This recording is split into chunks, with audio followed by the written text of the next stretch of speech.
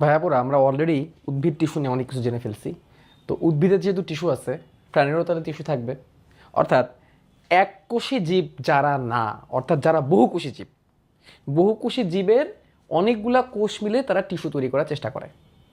তার মানে অনেকগুলো কোষ প্রাণীর ক্ষেত্রে একই উৎস থেকে তৈরি হবে, একই কাজ করবে এবং তারা একটা নির্দিষ্ট জায়গার মধ্যে থাকবে।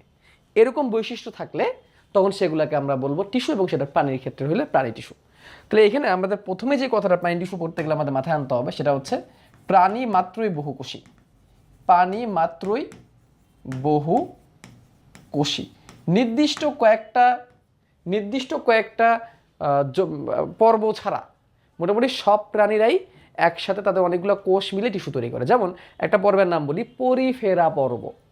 পরিফেরা পর্ব আছে, এই পরিফেরা পর্বের প্রাণীদের যে কোষগুলো আছে তারা কখনো একসাথে মিলিত হয়ে টিস্যু তৈরি করে না, অর্থাৎ পরিফেরারা টিস্যু তৈরি করতে যায় না। কিন্তু পরিফেরার পরে যে একটা পর্ব আছে যেটাকে আমরা নিডারিয়া বলি, নিডারিয়া পর্ব, যেখানে জেলিফিশ আছে, হাইড্রা আছে, ওদের ক্ষেত্রে ওদের অনেকগুলা কোষ মিলে টিস্যু তৈরি করে। তাইলে আমরা এটা বলতে পারি যে আমাদের যত রকমের প্রাণী আছে এদের ম্যাক্সিমামই 90% উপরের প্রাণীরাই তাদের একসাথে অনেকগুলো কোষ মিলে তারা কি করার চেষ্টা করে, টিস্যু তৈরি করার চেষ্টা করে। তাহলে এই কথাটা আমাদের বইয়ে লিখছে যে প্রাণী সবসময় বহুকোষী, একমাত্র এককোষী আদিকোষী হচ্ছে মনেরা, এবং এককোষীর মধ্যে কিছু প্রকৃত কোষী আছে, ওটা প্রোটিস্টায়। তারপরে যে ছত্রাক আছে, ফাঙ্গি, প্লান্টি, অ্যানিমিলিয়া, এই তিনটা যে রাজ্য আছে, তিনটা রাজ্যই বহুকোষী রাজ্য। এবং বহুকোষী জীব যেমন পরিফেরা এককোষী, বারবার বলতেছি পরিফেরা এককোষী, এদের অনেকগুলা কোষ মিলে একই কাজ করে না, যার কারণে ওরা টিস্যু তৈরি করতে পারে না। বা নিডারিয়া পর্বের যে জেলিফিশ, আমাদের জেলিফিশের নাম তো সবাই শুনছি তাই না? এ ধরো জেলিফিশ, যদি আমি একটা জেলিফিশ আঁকাই,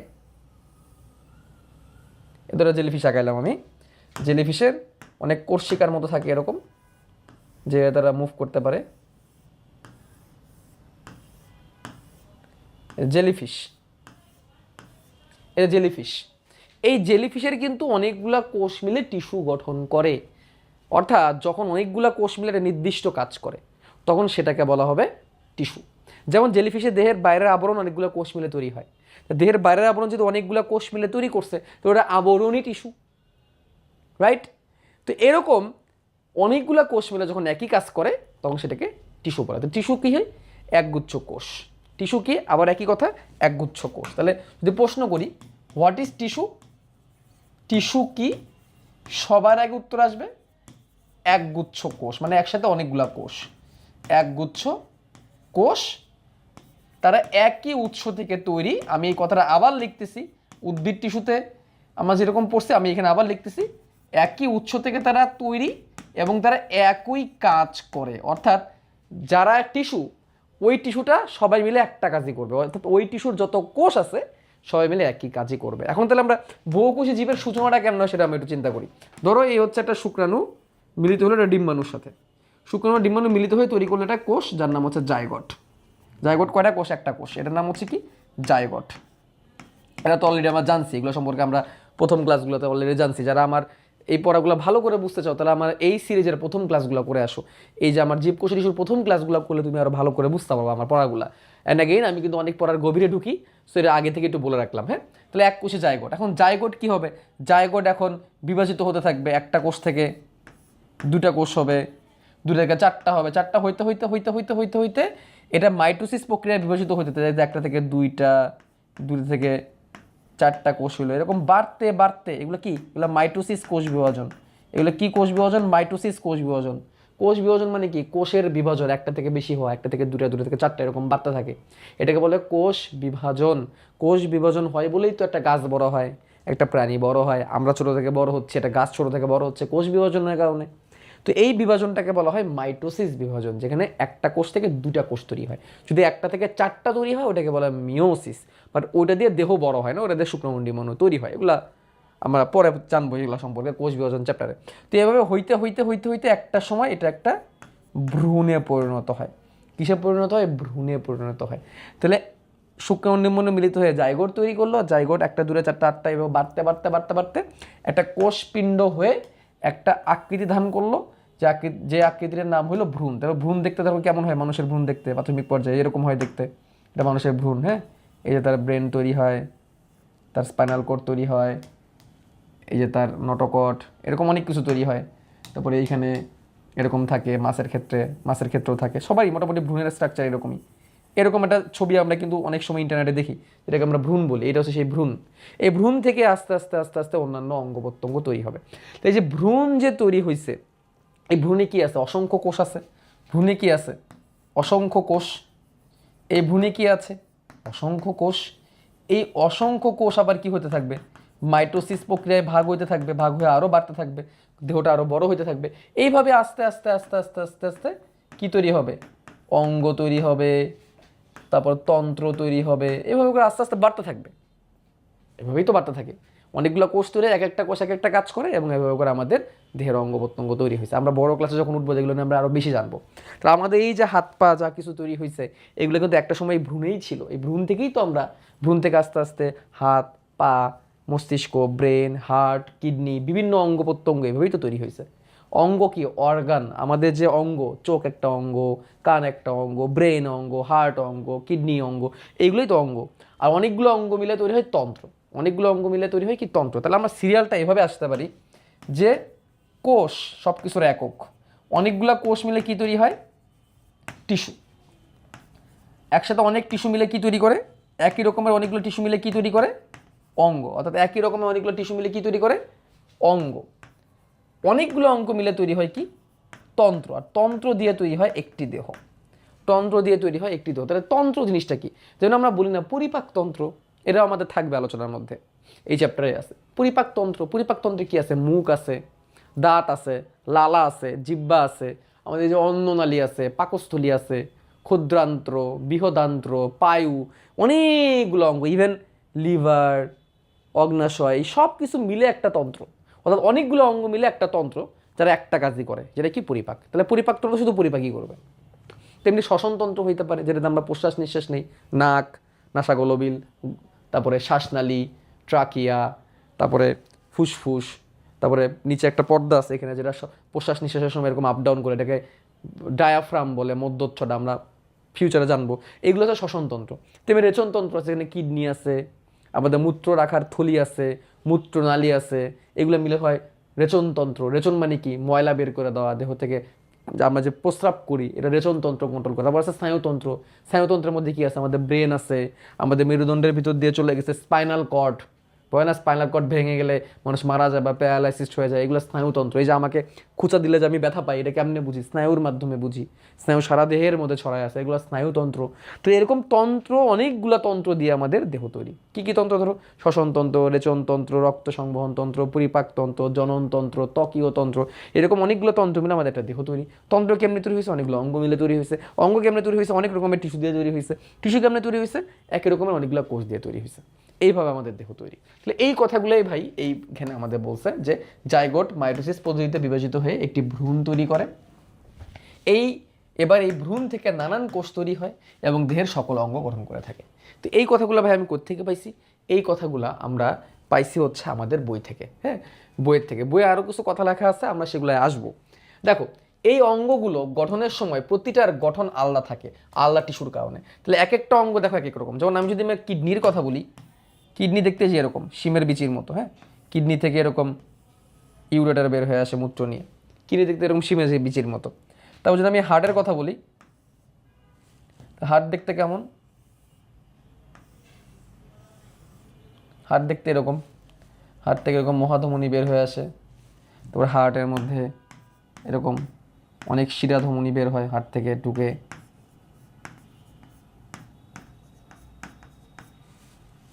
এই যে হার্টের স্ট্রাকচার এরকম, এই হচ্ছে হার্ট, আমাদের হার্ট। হার্টের প্রকোষ্ঠ করে থাকে 4টা। হার্টের 4টা ঘর থাকে, হার্টের ভিতরে 4টা চেম্বার থাকে, চেম্বার বা ঘর বলে এগুলাকে। এই হার্ট তৈরি হয়ে গেল আমাদের। তারপর যদি এখন আমি আমাদের ফুসফুসের কথা বলি, তাহলে সেটা কেমন হবে? এই হচ্ছে শ্বাসনালী। শ্বাসনালী এরকম 2টা ভাগে ভাগ হয়। তবে এখান থেকে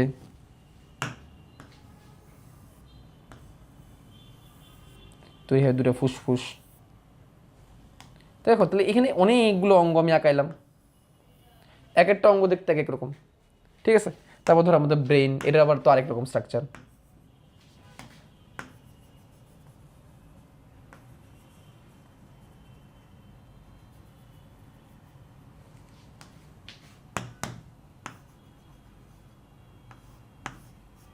এ হচ্ছে ব্রেন, এটা হচ্ছে আমাদের ব্রেন, জাস্ট আঁকাইলাম আর কি। তো এখানে অনেকগুলো অঙ্গ আমরা আঁকাইছি, এক একটা অঙ্গ এক এক রকম। দেখো হার্টের সাথে কিডনির টিস্যু মিলবে, কিডনির টিস্যুর সাথে ফুসফুসের টিস্যু মিলবে, গঠন মিলবে? দেখতে একরকম? কখনোই না। তুমি চিন্তা করো আমাদের ফুসফুস কুরবানির সময় তো দেখছো তাই না, ফুসফুসের যে কালার আর হাড়ের কালার কি একরকম?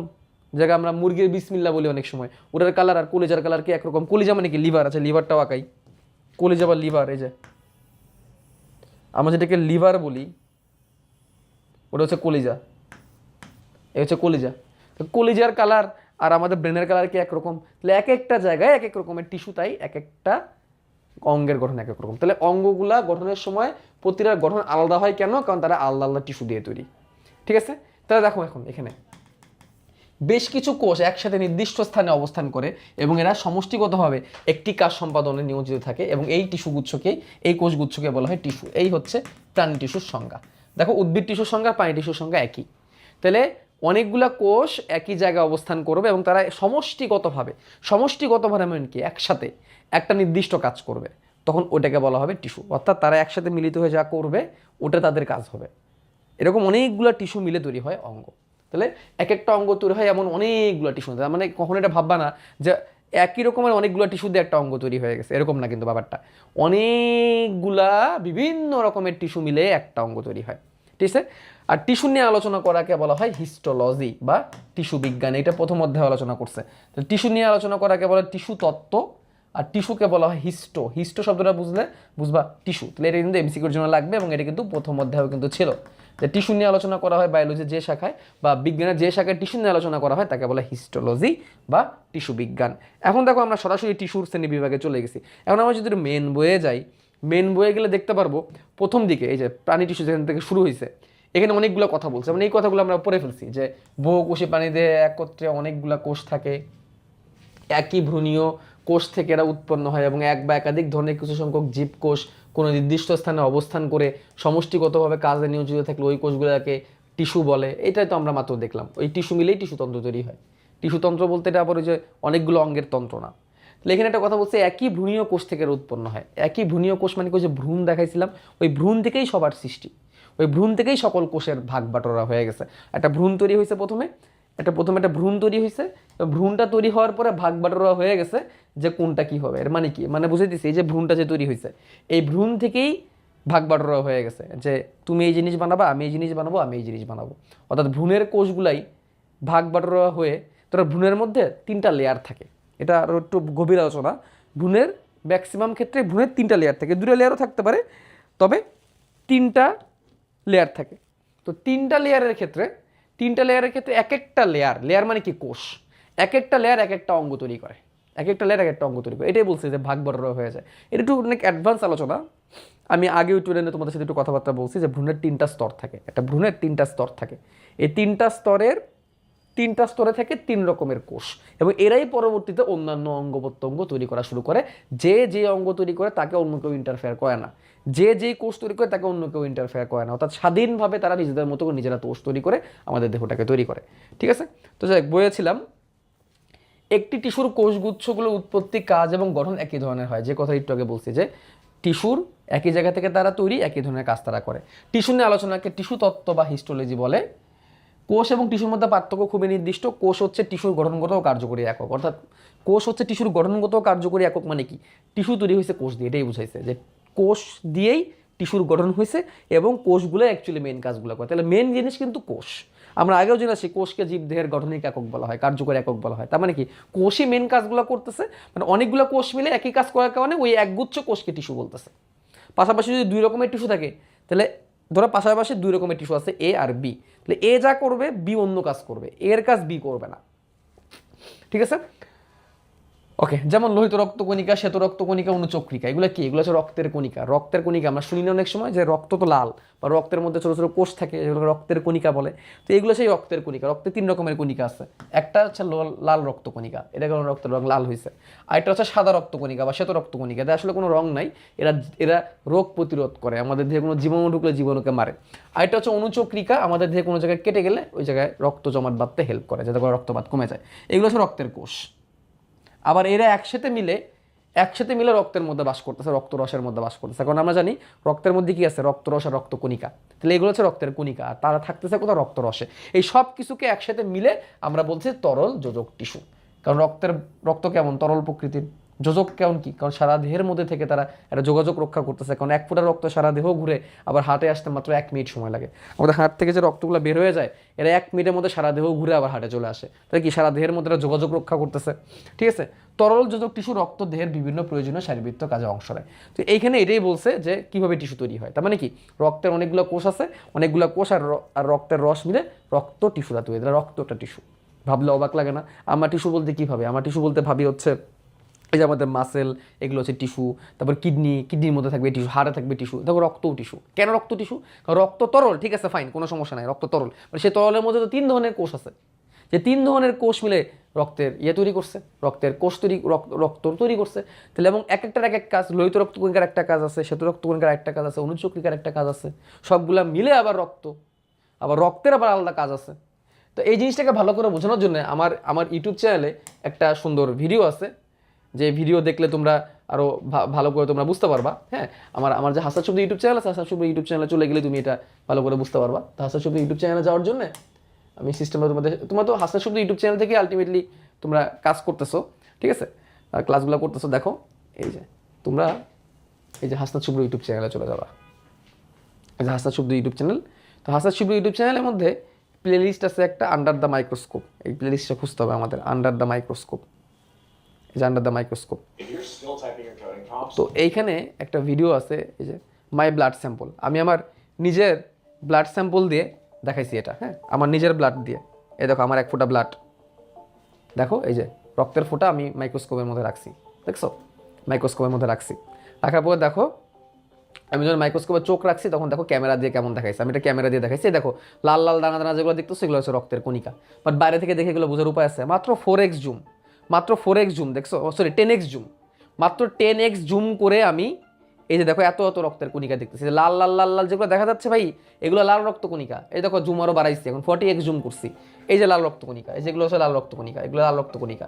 লাল রক্ত কণিকায় বেশি, শ্বেত রক্ত কণিকা অনেক কম, এই জন্য এত বেশি পাওয়া যায় না। ঠিক আছে, এই যে এগুলো হচ্ছে রক্তের কণিকা, যেগুলো রক্ত রসের মধ্যে ভেসে আছে, যেগুলো কোথায় বেশি আছে? রক্ত রসের মধ্যে। এই দেখো এই যে রক্ত কণিকা, এগুলো হচ্ছে কি লাল রক্তকণিকা, যেগুলো হচ্ছে লাল রক্তকণিকা। লাল রক্তকণিকা ফাঁকে ফাঁকে শ্বেত রক্তকণিকা থাকে, যেমন এই জায়গায় একটা শ্বেত রক্তকণিকা ছিল, অল্প একটু দেখা যাচ্ছে না হয়তো অত ভালো করে। শ্বেত রক্তকণিকা কম থাকে, লাল রক্তকণিকা বেশি থাকে। এই দেখো লাল রক্তকণিকা, দিও বোতল, চাকতির মতো, অ্যালপেন লিবে চকলেটের মতো, সহজ বাংলায় বলতে গেলে অ্যালপেন লিবে চকলেটের মতো। হ্যাঁ, এগুলো হচ্ছে লাল রক্তকণিকা। ফাঁকে ফাঁকে শ্বেত রক্তকণিকা থাকে, ওগুলো আসলে ভালো করে দেখা যায় না। ঠিক আছে, ফিউচারে আমি চেষ্টা করবো একটা ভিডিওতে তোমাদের শ্বেত রক্তকণিকা দেখানোর জন্য। শ্বেত রক্তকণিকার কাজ হচ্ছে জীবাণুকে মারা। লাল রক্তকণিকার কাজ কি? লাল রক্তকণিকার কাজ হচ্ছে অক্সিজেন পরিবহন করা। এই যে আমরা দম নিচ্ছি, আমাদের অক্সিজেন যে শরীরে ঢুকতেছে, এই অক্সিজেনটা এই লাল রক্তকণিকায় সারা দেহের মধ্যে সরবরাহ করে। কারণ আলটিমেটলি অক্সিজেন কার দরকার? কোষের দরকার। তো কোষের কাছে অক্সিজেন কে পৌঁছাবে? এই লাল রক্তকণিকা কোষের মধ্যে অক্সিজেন পৌঁছাবে। ঠিক আছে, তাহলে এটাই আর কি, যে অনেকগুলো কোষ মিলে একই কাজ করে। এখানে রক্তের মধ্যে অনেক কোষ আছে, সবগুলো মিলে একই কাজ করতেছে, সেটা কি সারা দেহের মধ্যে পরিবহন। তো এটাই আর কি বইয়ের মধ্যে বলছে। তো আমরা এইগুলোই দেখলাম। এরপরে কিছু জিনিস আলোচনা আছে ভাই, এই আলোচনাগুলো আমি একটু পরে আসবো।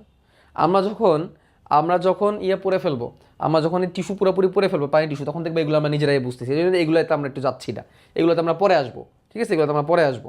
আমরা সরাসরি টিস্যুর প্রকারভেদে চলে যাই। আমরা সরাসরি কোথায় চলে যাবো? টিস্যুর প্রকারভেদ। দেখো টিস্যুর প্রকারভেদ, এগুলো থেকে এমসিকিউ আসে, কিন্তু সৃজনশীলও আসে।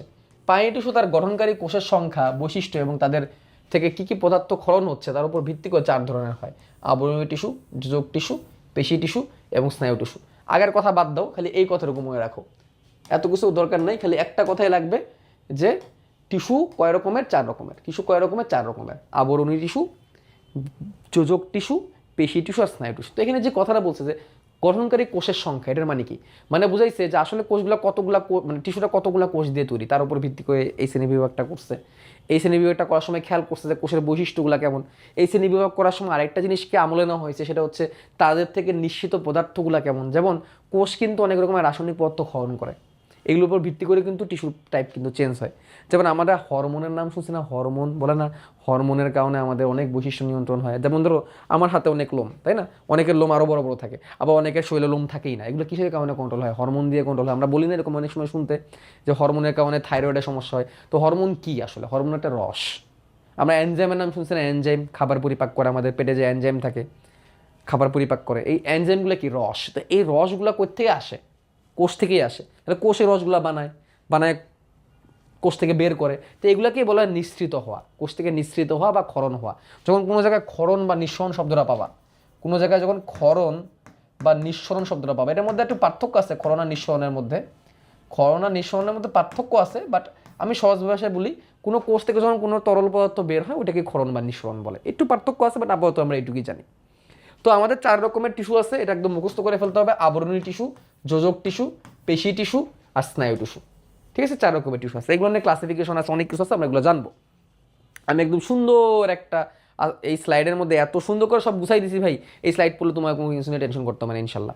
খেয়াল করো, আবরণী টিস্যু, আমরা উদ্ভিদের ক্ষেত্রে 3 ধরনের টিস্যু পাইছিলাম। উদ্ভিদের টিস্যু যদি আমরা ফেরত যাই, উদ্ভিদের 3 ধরনের টিস্যু পাইছিলাম। উদ্ভিদের দেহের বাইরে যা আবরণ তৈরি করছে এটাকে আবরণী টিস্যু বলছি বা ত্বকীয় টিস্যু বলছি, উদ্ভিদের বাইরে স্কিন তৈরি করছে। তারপরে উদ্ভিদের দেহের ভিতরে পরিবহন করার জন্য, পানি আর খাবার পরিবহন করার জন্য যে টিস্যুটা ছিল ওটার নাম ছিল জাইলেম আর ফ্লোয়েম, ওগুলো ছিল পরিবহন টিস্যু। আর উদ্ভিদের মেন বেস তৈরি করছে, যেটা মেন ভিত্তি তৈরি করছে, ওটাকে বলছি আমরা ভিত্তি টিস্যু। তো আমরা একটা বিল্ডিং দিয়ে কল্পনা করছিলাম যে একটা বিল্ডিংয়ের ভিতরে যে বিল্ডিংয়ের যে ইট বালু রড সিমেন্ট যেগুলো আছে এগুলো হচ্ছে ভিত্তি। বিল্ডিংয়ের ভিতরে যত পাইপ লাইন আছে, পানির লাইন, গ্যাসের লাইন, এগুলো হচ্ছে পরিবহন। আর বিল্ডিংয়ের বাইরের যে রং টং যেগুলো তুমি করো এগুলো হচ্ছে কি, এটা হচ্ছে আবরণ। তেমনি প্রাণীর ক্ষেত্রে একটু বেশি, পানির ক্ষেত্রে আবরণ থাকবে। এই যে আমাদের যে স্কিন এটাই তো আবরণ, এটাই তো কি আবরণ। কিন্তু সেই স্কিন কি শুধু বাইরে আছে, ব্যাপারটা কি এরকম না। আমাদের কিডনির বাইরেও একটা আবরণ আছে কিডনিকে রক্ষা করার জন্য। আমাদের হাড়ের বাইরেও একটা আবরণ আছে হার্টকে রক্ষা করার জন্য। আমাদের ফুসফুসের বাইরেও আবরণ আছে ফুসফুসকে রক্ষা করার জন্য। আমাদের ব্রেনের বাইরে আবরণ আছে ব্রেনকে রক্ষা করার জন্য। এগুলোকে বলে আবরণ কলা। ইভেন আমাদের যে অন্ননালী, আমাদের যে পাকস্থলী, এদের ভিতরেও আবরণ আছে, ভিতরেও আছে বাইরেও আছে, এতে করে ভিতরের জায়গাটা রক্ষা থাকে, বাইরের আঘাত থেকে রক্ষা পায়। এবং শুধু কি আঘাত থেকে রক্ষা করা বা আবরণ প্যাকেটিং করাই কি এর মেন কাজ না, আরও অনেক কাজ করে। এটাই হচ্ছে আবরণ কলা। যোজক কলা কি? যোজক কলা তো একটু আগে আমরা দেখলাম রক্ত। যোজক নামটাই ইংলিশে কি বলে? যোজককে ইংলিশে বলে কানেকটিভ। যোজককে ইংলিশে কি বলে? কানেকটিভ। কানেকটিভ, কানেকটিভ মানে কি? কানেকশন। কানেকশন মানে কি? সংযোগ। তাহলে যোজক কলার কাজ কি? দেহের বিভিন্ন অংশের মধ্যে সংযোগ রক্ষা করা, একটার সাথে একটাকে কানেক্ট করে রেখে দেওয়া। যেমন রক্ত কি করে? রক্ত সারা দেহের মধ্যে অক্সিজেন পৌঁছায়। যে তুমি দম নিচ্ছ, দম নিয়ে যে অক্সিজেন নিচ্ছ, অক্সিজেন কার দরকার? ফুসফুসের দরকার। শুধু ফুসফুসের না, সারা দেহের অক্সিজেন দরকার। অক্সিজেন না থাকলে কোনো কোষ বাঁচবে না, প্রত্যেকটা কোষের অক্সিজেন দরকার। এখন তুমি অক্সিজেন তো নিচ্ছ শুধু ফুসফুসে, সারা দেহের মধ্যে যাচ্ছে কীভাবে? আমার এই যে পায়ের আঙ্গুলের ডগায় অক্সিজেন যাচ্ছে কীভাবে, বা আমার মাথায় অক্সিজেন যাচ্ছে কীভাবে, আমার ব্রেনে অক্সিজেন যাচ্ছে কীভাবে, বা আমার হাতের আঙ্গুলে অক্সিজেন যাচ্ছে কীভাবে, এই কোষগুলোতে অক্সিজেন যাচ্ছে কীভাবে? এই প্রত্যেকটা কোষের মধ্যে অক্সিজেন পৌঁছায় যায় রক্ত। কারণ ফুসফুস তো এইখানে, আমার মাথায় এইখানে, তাহলে অক্সিজেন কেমনে যাবে? রক্ত পৌঁছাই দিবে। রক্ত সারা দেহের মধ্যে ফেরিওলার মধ্যে এগুলো ইয়ে করবে। এই জন্য তো রক্তকে বলা যোজক কলা। আরও আছে, যেমন ধরো এই যে আমাদের হাড্ডি। হাড্ডি কী করছে দেখো তো? এই যে এই হাড্ডিগুলো কি করছে? আমাদের বডির একটা পার্টকে কানেক্ট করে রাখছে না। আমাদের যে কঙ্কাল, কঙ্কাল কি করছে? পুরো বডিটাকে ধরে রাখছে না দেখো তো? আমাদের কঙ্কাল কি? আমাদের মাংসগুলোকে কে ধরে রাখছে? কঙ্কাল। আমাদের শুধু যদি মাংস থাকতো তাহলে আমরা কি হইতাম? যে একটা পিং পং বলের মতো হয়ে যেতাম, একটা কোষপিণ্ড হয়ে যেতাম। আমাদের শরীরে যদি কোনো যদি হাড্ডি না থাকতো তাহলে আমরা কি হইতাম জানো? আমরা একটা জাস্ট একটা মাংসের একটা পিণ্ড হয়ে যেতাম, মাংসের দলা হয়ে যেতাম। হাড্ডি আছে বলে তো আমার একটা শেপ আছে, সারা দেহকে ধরে রাখছে। তো এটাও তো একটা কানেক্টিভিটি, এরকম হয়তো আমরা হাঁটতে চলতে পারতেছি। এগুলোকে বলে কানেকটিভ টিস্যু। ঠিক আছে। পেশি টিস্যু কি? মাসেল। তুমি যতই তোমার হাড্ডি থাকুক না কেন, তোমার মাসেল লাগবে। তুমি যদি শুধু হাড্ডি থাকতা তাহলে তুমি কোনো নড়াচড়া করতে পারতে? যে কঙ্কালের মধ্যে আমরা দাঁড়ায় থাকতাম, এমনি কঙ্কালের মধ্যে এমনি হয়ে দাঁড়ায় থাকতা, তোমার তুমি কোনো নড়াচড়া করতে পারতো না। নড়াচড়া করতে পারতেছে আমরা মাসেল রেখে। মানে মাসেল মানে কি? মাংস। মাসেল মানে কি? মাংস। মাংসকে বাংলায় বলা হয় পেশি। এই যে আমাদের মাসেল আছে বলে কিন্তু আমরা হাত পা নাড়াতে পারতেছি। মাসেল মানে শুধু যে বাইসেপস না, শুধু এই বাইসেপস মানে মাসেল না, এটাও মাসেল, এটাও মাসেল, এটাও মাসেল। মানে মাংস মানেই মাসেল, যেখানেই মাংস সেখানেই মাসেল। এই মাসেল আছে বলে আমরা নড়াচড়া করতে পারতেছি। তাহলে শুধু একা হাড্ডি নড়াচড়া করতে হেল্প করতে পারবে না, আবার শুধু মাসেল নড়াচড়া করতে হেল্প করতে পারবে না। মাসেলও লাগবে, হাড্ডিও লাগবে। এই মাসেলকে বেঁধে রাখার জন্য আবার অনেক কিছু লাগবে। মাসেল যাতে হাড্ডির সাথে বেঁধে থাকতে পারে। এগুলোকে বলে পেশি টিস্যু। পেশি টিস্যু 3 রকমের, ঐচ্ছিক, অনৈচ্ছিক আর হৃৎ পেশি। আমরা পরে দেখবো এগুলো। স্নায়ু টিস্যু কি? সব হয়ে গেল, তোমার কানেক্টিভিটি রাখবে না। ধরো আমার এখানে একটা মশা কামড়াইলো, এটা যদি আমি নাই বুঝি তাহলে মশা কামড়ায় তোরা সব রক্ত খেয়ে শেষ করে ফেলবে। ঠিক আছে, তাহলে এটা কেমনে বুঝি? বা আমাকে যদি কেউ ডাক দেয়, আমি শুনতে পাই, তুমি যে আমাকে আমার পড়াটা যে শুনতেছো, কেমনে শুনতেছো? তুমি যে আমার পড়াটাকে যে চোখে দেখতেছো, কেমনে দেখতেছো? পাশে দেখো তোমার আম্মু হয়তো বা কাচ্চি বিরিয়ানি রান্না করতেছে বা পোলাও রান্না করতেছে, তুমি কেমনে সেটা ঘ্রাণ পাচ্ছ? এইটা তো স্নায়ু। স্নায়ু এই কাজগুলো করে। স্নায়ু তো এই কাজগুলো করে। স্নায়ু কি করে? সব কিছুর মধ্যে এটা সমন্বয় করে, দেখা, শোনা, ঘ্রাণ নেওয়া, কথা বলা, হাত পা নাড়ানো। তোমার হাড্ডি আছে আর মাসেল আছে বলে তুমি হাত নাড়াতে পাবা, এটা ভুল ধারণা। তোমার যদি ব্রেন ঠিক মতো কাজ না করে, ব্রেন যদি তোমার হাত না নড়ানোর কমান্ড দেয়, তুমি হাত কখনোই নাড়াতে পারবে না। তোমার একটা মশা কামড়ালে তুমি কখনোই বুঝবে না যদি এখান থেকে এই মশা কামড়ানোর এই যে ব্যথাটা তোমার ব্রেন তোমার বা তোমার স্নায়ুতন্ত্রের কাছে যদি না যায়, তোমার স্নায়ুর মাধ্যমে যদি এটা হেডকোয়ার্টারে না যায়, তাহলে তুমি কখনোই বুঝবে না তোমার একটা মশা কামড়াচ্ছে। তুমি কখনোই হাত পা নাড়াইতে পারবে না। যত তোমার হাড্ডি থাকুক, মাংস থাকুক, স্নায়ু না থাকলে কখনোই তুমি এগুলো নাড়াচাড়া করতে পারবে না। অর্থাৎ সব কিছুকে সমন্বয় করার কাজ হচ্ছে স্নায়ু। মানে স্নায়ু কী করে? সব কিছুকে সমন্বয় করে, এটা হেডকোয়ার্টার। এই জন্য তো ব্রেনকে হেডকোয়ার্টার বলে। ব্রেন শেষ তো সব শেষ। ঠিক আছে, এই হচ্ছে 4 ধরনের টিস্যু। তো প্রথমে আলোচনাটা আবরণী টিস্যু দেওয়া হয়, বাট এখন চলো আমরা একটু স্নায়ুতে আমরা একটা সুন্দর স্লাইড বানাইছি, এই সুন্দর স্লাইডে আমরা চলে যাই। দেখো, প্রথমে আসছে আবরণী টিস্যু, তারপর আসছে যোজক টিস্যু। এই যোজক টিস্যু নিয়ে আলোচনা করবো আমরা। তারপর আলোচনা করবো আমরা পেশি টিস্যু নিয়ে। তারপর আমরা আলোচনা করবো স্নায়ু টিস্যু নিয়ে। তো স্নায়ু টিস্যুটা সহজ আছে, আমি একটু বলে দিই। স্নায়ু টিস্যুর মূল একক হচ্ছে নিউরন। অনেকগুলো নিউরন দিয়ে আমাদের স্নায়ু টিস্যু তৈরি। এবং শুধু নিউরন না, নিউরন এবং সাথে হচ্ছে কিছু স্নায়ু কোষ। স্নায়ু কোষ মানে আবার নিউরন, একই জিনিস আসলে। এগুলো দিয়ে আমাদের হচ্ছে স্নায়ু টিস্যু তৈরি। স্নায়ু টিস্যু মানে হচ্ছে স্নায়ু কোষ, যেটাকে নিউরন বলি। নিউরন নামটা হয়তো আমরা অনেকেই শুনছি। ঠিক আছে, এগুলো নিয়ে আরও আলোচনা আমাদের পরবর্তী চ্যাপ্টারে থাকবে, সমন্বয় নিয়ন্ত্রণ চ্যাপ্টারে থাকবে। ঠিক আছে, তারপরে এই চ্যাপ্টারে অল্প একটু আলোচনা করছে নিউরন দিয়ে আমাদের সারা দেহ ঘোরা। এবং নিউরনও কিন্তু একটা কোষ। আর আমরা একদম প্রথম লেকচারে আমি কথাটা বলছিলাম, নিউরনও কিন্তু একটা কোষ। যেমন একটা নিউরন আছে না আমাদের এই যে এই পিঠের এই অঞ্চল থেকে শুরু হয়ে আমাদের পায়ের বুড়ো আঙ্গুল পর্যন্ত লম্বা একটা কোষ। আমাদের মানুষের দেহের সব থেকে লম্বা কোষটার নাম কি? নিউরন। সেটা কি হয়? সেটা আমাদের পিঠের এখান থেকে শুরু হয়ে আমাদের একদম পায়ের বুড়ো আঙ্গুল পর্যন্ত চলে যায়, একটা কোষ। তো এই নিউরনের মাধ্যমেই তো সারা দেহের মধ্যে সংযোগটা হচ্ছে। আর পেশি টিস্যু, 3 রকমের: ঐচ্ছিক, অনৈচ্ছিক আর হৃৎপেশি। ঐচ্ছিক কোনটা? যেটা তুমি নাড়াচাড়া করতে পারো, যেই টিস্যু তুমি নাড়াচাড়া করতে পারবা। যেমন তুমি তোমার যে হাত পা নাড়াচাড়া করতে পারতেছো, তুমি স্মাইল দিচ্ছ বা তুমি কান্না করতেছো, তোমার একটা ফেসিয়াল এক্সপ্রেশন হচ্ছে। এই যে আমি কথা বলতেছি, আমার একটা ফেসের একটা এক্সপ্রেশন তৈরি হচ্ছে। এই যে আমি হাঁটাচলা করতেছি, এগুলো সব ঐচ্ছিক টিস্যু। ঐচ্ছিক টিস্যু মানে কি? যেই টিস্যুকে তুমি কন্ট্রোল করতে পারবে। এটাকে ইংলিশে বলে ভলেন্টারি মাসেল, যেটা তোমার কন্ট্রোলে আছে। অনৈচ্ছিক টিস্যু কোনটা? যেটা তোমার কন্ট্রোলে নাই, যেটা তুমি কন্ট্রোল করতে পারো না। যেমন ধরো, তুমি ভাত খাচ্ছ, তুমি খাবার চাবাচ্ছ, মুখ দিয়ে তুমি চাবাচ্ছ, এগুলো কন্ট্রোল তোমার হাতে আছে, তাহলে এগুলো ঐচ্ছিক পেশি। তুমি জিভ নাড়াচ্ছ, ঐচ্ছিক পেশি, তোমার কন্ট্রোল আছে। তুমি খাবার গিলতেছো, এই গলা পর্যন্ত তোমার কন্ট্রোল আছে। কিন্তু গিলার পরে আর তোমার কোনো কন্ট্রোল আছে? দেখো তো চিন্তা করে। তুমি একবার খাবার গিলার পরে খাবার যদি অন্নলিতে ঢুকে যায়, তারপর তোমার কোনো কন্ট্রোল আছে? আর কিন্তু কন্ট্রোল, এই গলবিল পর্যন্তই তোমার কন্ট্রোল। এরপরে কিন্তু তুমি আর কন্ট্রোল করতে পারতেছো না। অন্নলের ভিতর দিয়ে খাবার নিজে নিজে যাবে, খাবার নিজে নিজে পাকস্থলিতে যাবে, নিজে নিজে ক্ষুদ্রান্ত্র বৃহদন্ত্রে যাবে। যা হওয়ার ওইখানে তোমার আর কিচ্ছু করার নাই, ওইখানে তুমি কিচ্ছু করতে পারো না, ওইখানে যা হওয়ার নিজের মতো করে হবে। তুমি দেখো, তোমার যে সারা শরীরের মধ্যে কত শিরা ধমনী আছে না, কত রক্তনালিকা আছে, এগুলো তুমি কন্ট্রোল করতে পারো? তুমি তুমি দেখো তো, তুমি একটু কন্ট্রোল করে তুমি তোমার এই যে ধমনী বা শিরা কন্ট্রোল করতে পারো কিনা? আমাদের হাতের উপর থেকে তো যে নীল নীল যেগুলো দেখা যায়, এগুলো তো শিরা। তুমি দেখো তো এগুলোকে কন্ট্রোল করতে পারো কিনা? তুমি একটু বলো তো, শিরা এখন একটু লাফাবে না, ওর ইচ্ছা মতো করবে, ওর ইচ্ছা মতো রক্ত সরবরাহ করবে। তুমি এখানে কিচ্ছু করতে পারবে না, কিচ্ছু করার নাই তোমার এখানে। তারপরে আমাদের যে জননতন্ত্র আছে, হ্যাঁ, এগুলো ম্যাক্সিমাম অংশই কিন্তু আমাদের কোনো কন্ট্রোলে নাই। তো এইগুলোকে বলে অনৈচ্ছিক পেশি, যেগুলো আমরা কন্ট্রোল করতে পারি না। ওগুলো একটা নির্দিষ্ট হৃদয়ের মতো করে চলে, ওখানে আমাদের কন্ট্রোল নাই। আর হৃৎপেশি কি? হৃৎপেশি হচ্ছে, দেখো, এরা দেখতে ঐচ্ছিক পেশির মতো, কিন্তু কাজ করে আবার অনৈচ্ছিকের মতো। দেখো, ঐচ্ছিকের গঠন একরকম, ঐচ্ছিকের গঠনগুলো এরকম লম্বা লম্বা ডোরাকাটা এরকম হয়। ঐচ্ছিক পেশিগুলো এরকম দেখতে, ঐচ্ছিক পেশিগুলো দেখতে এরকম লম্বা হয়, এর কোষগুলা। ঐচ্ছিক পেশির কোষগুলো দেখতে এরকম হয়। আর অনৈচ্ছিক পেশির কোষগুলো দেখতে এরকম মাকু আকৃতি হয়। মাকু মানে তো জানো, এই যে এরকম, এই যে এরকম শেপগুলোকে মাকু শেপ বলে। এই শেপটাকে মাকু শেপ বলে। তো অনৈচ্ছিক পেশিগুলো দেখতে এরকম মাকু আকৃতির। আর হৃৎপেশি দেখতে কেমন জানো? হৃৎপেশি দেখতে ঐচ্ছিকের মতো, আবার এদের আবার শাখা আছে, একটার সাথে একটা আবার কানেক্টেড। হৃৎপেশিগুলো দেখতে এরকম, দেখতে তাহলে কার মতো? ঐচ্ছিক পেশির মতো না? দেখো তো, দেখতে ঐচ্ছিক পেশির মতো, কিন্তু কাজ করে অনৈচ্ছিকের মতো। অর্থাৎ দেখতে ঐচ্ছিকের মতো, কিন্তু আমাদের মতো কন্ট্রোল নাই। আমরা যেরকম ঐচ্ছিক পেশিকে কন্ট্রোল করতে পারি, আমার নিজেদের মতো করে নাড়াইতে পারি, হৃৎপেশিটা পায় না। হৃৎপেশিকে আমরা কন্ট্রোল করতে পারি না। হৃৎপিণ্ড মানে আমাদের হার্ট, এটা শুধুমাত্র হার্টেই থাকে। হৃৎপেশি শুধুমাত্র হার্টে থাকে, এবং হার্ট নিজের মতো করে নিজে কন্ট্রোল হয়। এটা আমাদের কোনো কন্ট্রোল নাই। তুমি এখন দৌড়াও, হার্ট অটোমেটিক বেশি বিট করা শুরু করবে। তুমি এখন রেস্ট নাও, হার্টবিট স্লো হয়ে যাবে। এবং নর্মালি হার্টবিট থাকে কত? এটা নর্মাল একটা রেটে থাকে, প্রতি মিনিটে 75 বার করে বিট করে। তো এটা আমাদের কন্ট্রোলে নাই। বা দেখতে ঐচ্ছিক পেশির মতো, কাজে অনৈচ্ছিক, যেগুলো নিয়ে আমরা পরে আলোচনা করবো। যোজক টিস্যু কয় রকমের? 3 রকমের: ফাইব্রাস, স্কেলেটাল আর তরল যোজক টিস্যু। তরল যোজক টিস্যু ব্লাড, এটা তো আমরা জেনেই গেছি, ব্লাড আর লসিকা। স্কেলেটাল কানেক্ট টিস্যুর মধ্যে কি আছে? হাড্ডি, বোনস বা হাড্ডি। আর ফাইব্রাস কানেক্ট টিস্যুর মধ্যে কি আছে? টেন্ডন, লিগামেন্ট, এগুলো হচ্ছে ফাইব্রাসের মধ্যে আছে। মানে কোনটার মানে কি আমি একটু সহজভাবে বলি। তরল যোজক টিস্যু হচ্ছে ব্লাড, যেটা দেখতে তরল, যে যোজক টিস্যুগুলো তরল, সারা দেহের মধ্যে ছড়ায় যাবে, সারা দেহের মধ্যে যোগাযোগ রক্ষা করবে।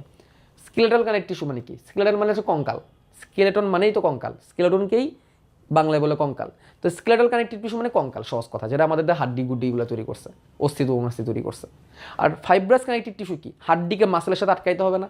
এই যে একটা হাড্ডি, ধরো এটা হচ্ছে একটা হাড্ডি, এটা একটা হাড্ডি, আর এটা ধরো একটা মাসেল, মাংস, এটা হাড্ডির, এটা মাসেল।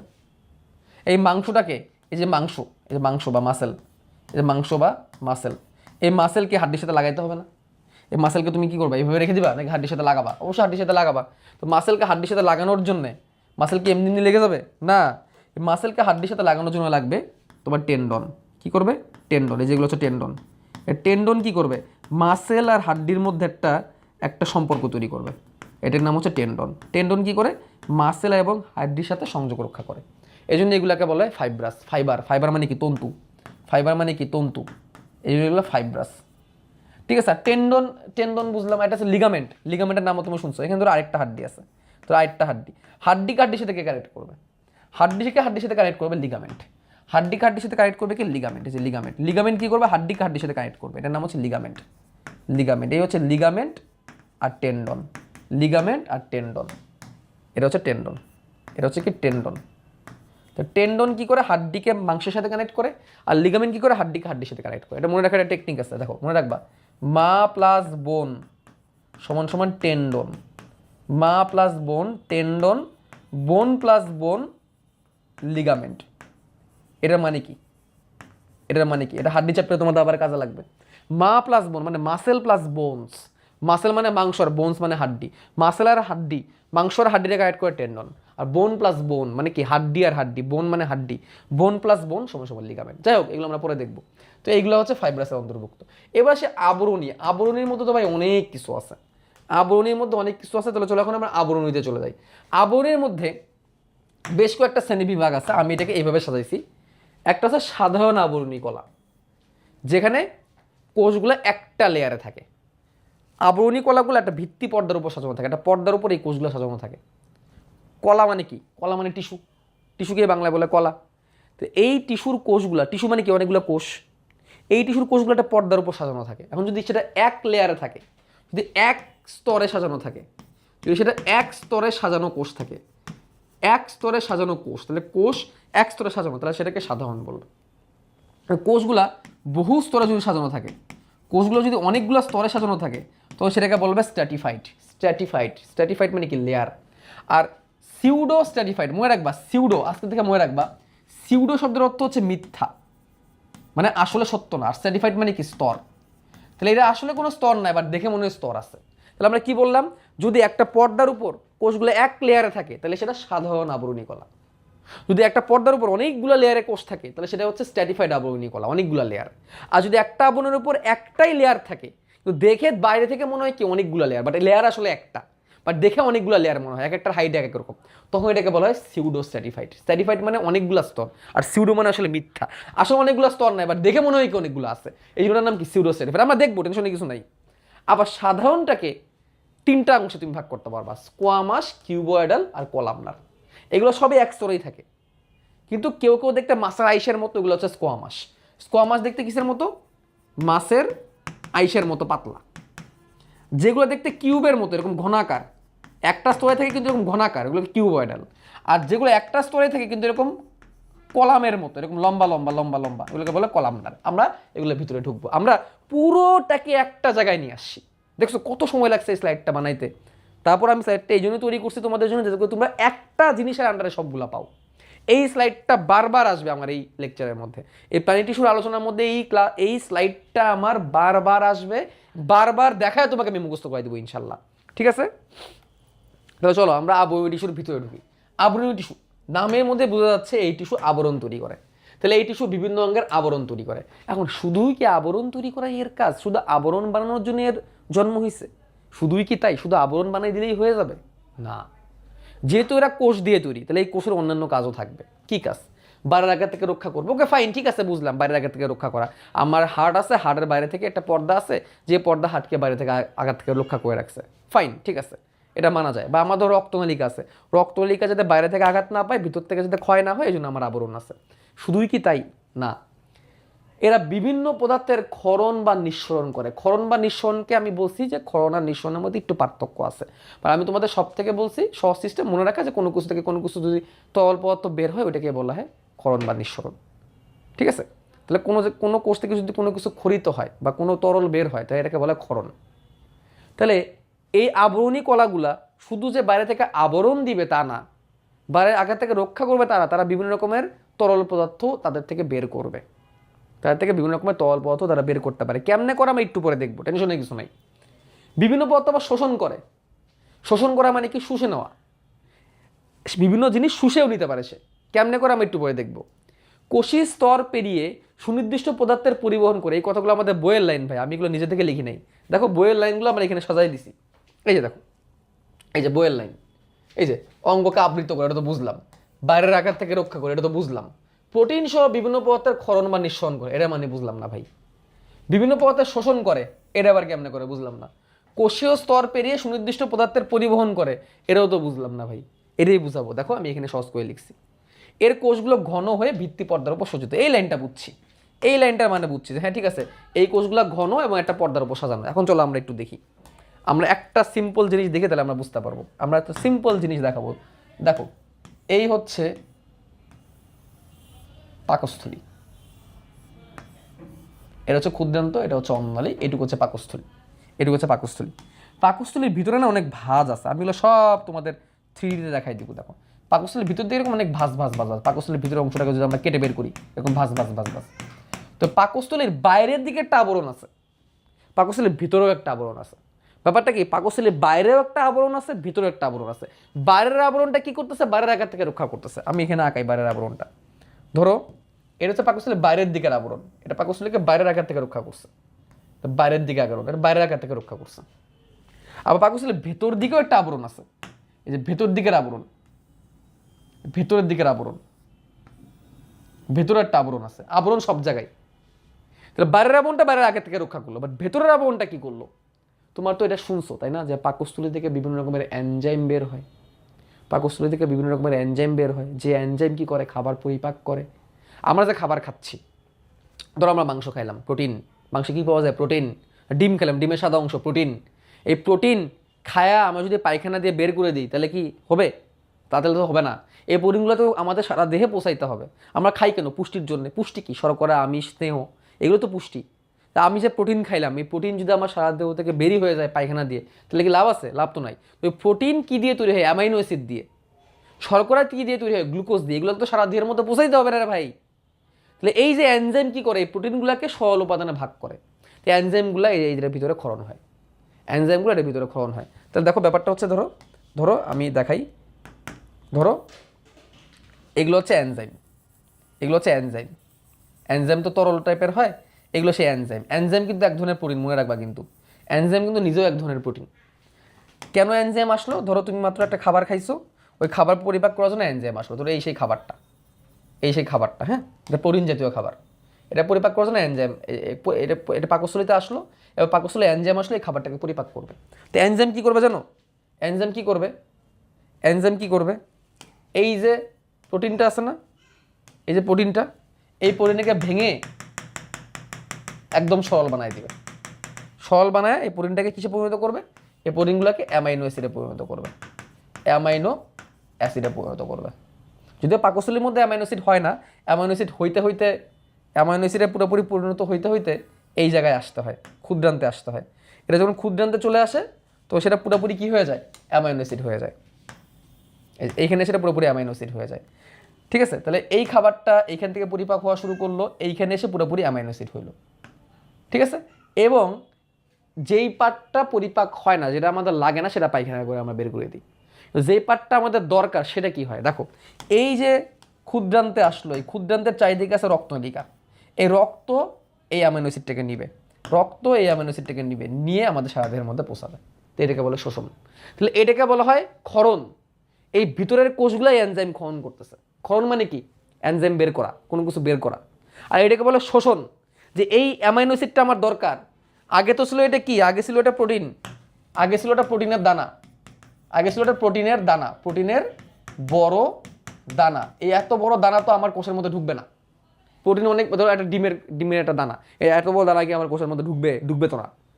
আমার কোষের দরকার অ্যামাইনো অ্যাসিড, যেটা এই প্রোটিনের ভিতরে আছে।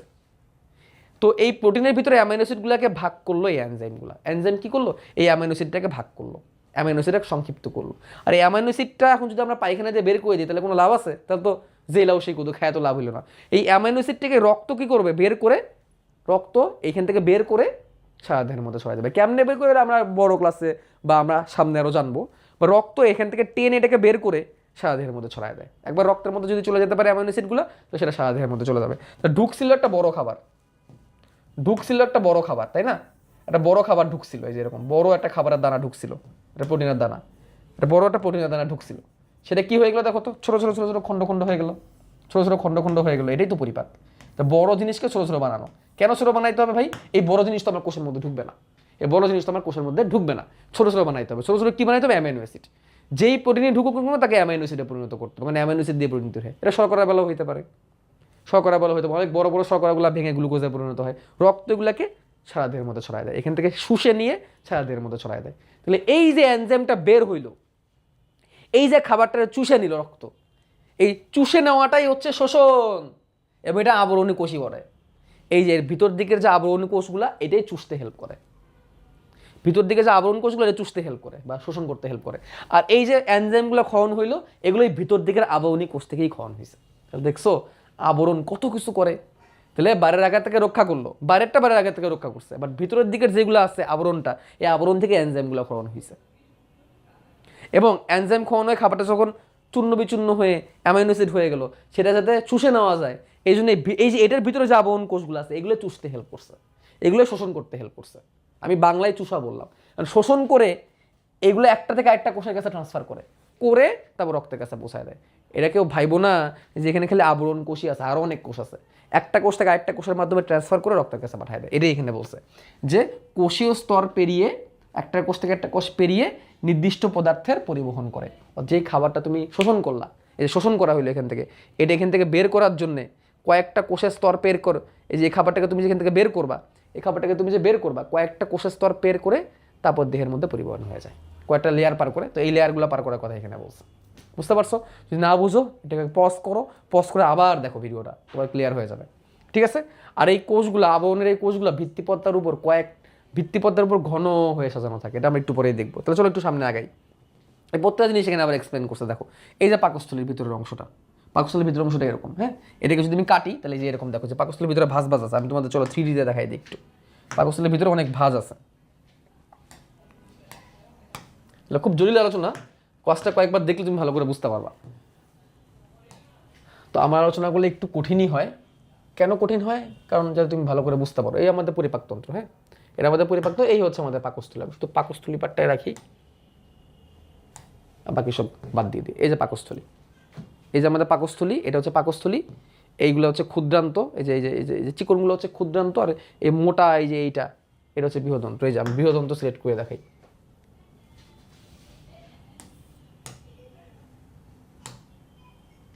এই যে এটা হচ্ছে বৃহদন্ত্র, এগুলো মোটা, এটার নাম বৃহদন্ত্র, হ্যাঁ। তারপরে ক্ষুদ্রান্ত কতটুকু দেখাই? এই যে এইটুকু হচ্ছে ক্ষুদ্রান্ত, যেটা সবুজ হয়ে আছে, এটুকু হচ্ছে ক্ষুদ্রান্ত, ঠিক আছে। আর এইটুকু হচ্ছে পাকস্থলী, এটা হচ্ছে পাকস্থলী, যেটা সবুজ হয়ে আছে, এটা হচ্ছে পাকস্থলী। তো পাকস্থলীর কয়টা লেয়ার আমি সরাই তা তুমি বুঝতে পারবা। পাকস্থলীর এই দেখো মাসেলগুলা, পাকস্থলী কিন্তু মাসেল, দেখো এই যেগুলো কিন্তু মাসেল, এগুলো কিন্তু পেশি। দেখো পাকস্থলী এই যে পেশি, দেখো মাংস দেখতেই পারতেছো, মাংস এগুলো। তো এই পাকস্থলী, এই পাকস্থলীর ভিতরে দেখো ভাঁজ না, হ্যাঁ, পাকস্থলীর ভিতরে ভাঁজ না। তো অ্যাকচুয়ালি তোমরা অবাক হয়ে যাবা, এখানে কয়েকটা লেয়ার আছে। দেখো বাইরে একটা লেয়ার, এখানেও আবরণ আছে, ভেতরের লেয়ারটার মধ্যে আবরণ আছে, বাইরেও আবরণ আছে, ভেতরে আবরণ আছে। তো বাইরের আবরণটা কি করতেছে? জাস্ট প্রোটেক্ট করে রাখছে, বাইরের আবরণটা প্রোটেক্ট করে রাখছে। আর ভেতরের আবরণটা কি করছে? ভেতরের আবরণটা এখান থেকেই এনজাইমগুলো বের হয়, এনজাইম বের হয়ে পুরোটা ভরে যায়, তারপরে এই এনজাইম দিয়েই খাবারটা পরিপাক হয়। এনজাইম ছাড়া খাবার পরিপাক হবে না। তাহলে এনজাইম কীভাবে ক্ষরণ হচ্ছে? এই ভিতরের কোষগুলো থেকে ক্ষরণ হচ্ছে। এর ভিতরে কি আছে, কি আছে এটার ভিতরে? ঠিক আছে, এটার ভিতরে কি আছে? এই দেখো, এটার ভিতরটা যদি আমি কাটি, ধরো আমার যদি আমরা পাকস্থলীকে এতটুকু জায়গা কাটি, এতটুকু জায়গা যদি কাটি, কেটে যদি আমরা এখানে জুম করে দেখি তো এরকম মনে হবে। এই যে এটা হচ্ছে একদম ভিতরের দিক, দেখো এইটা একদম ইনার, ইনার মানে কি ভেতর, ইনার। আর এটা হচ্ছে আউটার, এটা হচ্ছে আউটার, আউটার মানে কি বাইরে। এই যে আউটার বলতে যে এই জায়গাটা একদম বাইরেরটা, পাকস্থলী বাইরের দিক, বাইরের দিক মানে বুঝছো তো, এই যে এই যে এই যে বাইরের দিক, পাকস্থলী যে বাইরের দিক এটা। আচ্ছা পাকস্থলীটা কি রাখি, শুধু স্টোমাকটাকে রাখি আর বাকি সব হাইড করে দিই। এই যে পাকস্থলী, হ্যাঁ পাকস্থলীটা রাখছি, কয়েকটা জিনিস হাইড করি, হ্যাঁ এই যে এইটা হচ্ছে আউটার মানে বাইরের স্তরটা, আর এটা ভিতরটা হচ্ছে ইনার, ঠিক আছে। তাহলে এখন দেখো এই যে এটা হচ্ছে ইনার স্তরটা দেখছো যে ভাঁজ দেখে তো বোঝা যাচ্ছে না, একটু ভাঁজ, এটা একদম বাইরের স্তর, এটা বাইরের স্তর। তো এটা হচ্ছে ইনার ভিতরের স্তর, ভাঁজ। এইখান থেকে এনজাইমগুলো ক্ষরণ হয়। তো এই যে ইনার যে স্তরটা, এইখান থেকে যদি এখন আমরা জুম করি, আমরা এখান থেকে যদি এতটুকু অংশ কাটি, কেটে যদি দেখানোর চেষ্টা করি, তাহলে যে এরকম মনে হবে। এবং এই যে দেখো ভিতরের স্তরের কোষগুলা, এই যে এগুলো হচ্ছে ভিতরের স্তরের কোষ, এই যে ভিত্তি পর্দা, এই যে ভিত্তি পর্দা, এই যে এগুলো হচ্ছে ভিত্তি পর্দা, এই যে ভিত্তি পর্দা, ঠিক আছে। পর্দা মানে এইখানে ভিত্তি পর্দা আছে, আর এই যে দেখো কোষগুলা দেখছো, এই যে কোষগুলা দেখছো, জুম করলে ভালো বোঝা যাবে। এই যে কোষগুলো তোমাদের আমি পিডিএফ দিয়ে দিব, সেখান থেকে তোমরা দেখে নিতে পারবা, ভিডিওর ডিসক্রিপশনে পিডিএফ পেয়ে যাবে। তো এই যে দেখো কোষগুলা, তো এই কোষটাই কি ভিতরের স্তরটা তৈরি করছে না, এই ছোট ছোট ছোট গোল গোল যে কোষগুলো, এটা তো ভিতরের স্তর তৈরি করছে, রাইট। আর এই কোষগুলো কি মামুলি কোষ না, এইটা আবরণ তৈরি করছে, এটা ভিতরের আবরণ তৈরি করছে, এটা ভিতরের আবরণ তৈরি করছে, ভিতর দিকের আবরণ তৈরি করছে। এবং এইখান থেকে আবার কি ক্ষরণ হচ্ছে, এখান থেকেই এনজাইম ক্ষরণ হচ্ছে এই ভিতরে এই কোষগুলো থেকে। এবং এনজাইম ক্ষরণ হয়ে এটা ভিতর থেকে ভরে এনজাইম, এটা একটা নলের মতো নল ভরে, এই যে এখান থেকে এনজাইমগুলো বের হচ্ছে, এখান থেকে এরকম এনজাইমগুলো বের হচ্ছে, এনজাইমগুলো বের হয়ে এই পুরো জায়গাটা এনজাইম দিয়ে ফিল আপ হয়ে যাচ্ছে। এই হচ্ছে পুরো কাহিনী। তাহলে কি ক্ষরণ করতেছে না, ক্ষরণ করতেছে, এইভাবে ক্ষরণ হয়। তাহলে এই যে প্রোটিন সহ বিভিন্ন উপাদান ক্ষরণ করা বা নিঃসরণ করে। প্রোটিন সহ কেন বলছে ভাই, এনজাইম মানেই প্রোটিন, মনে রাখবা enzyme is equals to protein, enzyme is equals to protein, enzyme মানেই প্রোটিন। আবার এটা প্রোটিন পরিপাক করতেই হেল্প করে, এনজাইম মানেই প্রোটিন, আবার এই প্রোটিন দিয়ে প্রোটিন পরিপাক হয়। তো এই হচ্ছে পুরো কাহিনী। একটু কমপ্লেক্স লাগতে পারে, বাট তুমি একটু ভালো করে বুঝলেই সহজ, যে পাকস্থলীর ভিতরের যে অংশটা যেখান থেকে আসলে এনজাইম ক্ষরণ হয়, ওই ভিতরের যে কোষগুলো এনজাইম ক্ষরণ করে, এইগুলো আসলে সেই কোষগুলো, এবং ওইগুলো আবরণী কোষ, একটা স্তরের পর সাজানো থাকে, ঠিক আছে। আচ্ছা এবার আমরা দেখি ক্ষুদ্রান্তে চলে গেলাম আমরা। এই দেখো ক্ষুদ্রান্ত, খাবার ধরো এখানে পরিপাক হয়ে গেলো। এখন এই পরিপাক হওয়া খাবার যদি এই মল হয়ে বেরি হয়ে আসে, তাহলে কোনো লাভ আছে? লাভ তো নাই। তাহলে এখানে খাবার ধরো পরিপাক হয়ে গেছে, যা পরিপাক করা তুমি করে ফেলছো, মানে এইগুলাকে এখন চুষে তোমার কি করতে হবে, দেহের মধ্যে পৌঁছাইতে হবে, রক্তের মধ্যে পৌঁছাইতে হবে। কেমনে হবে দেখো, চলো আমরা সেটা দেখি একটু। খুবই জটিল আলোচনা, বাট আমি জানি তোমরা পারবা।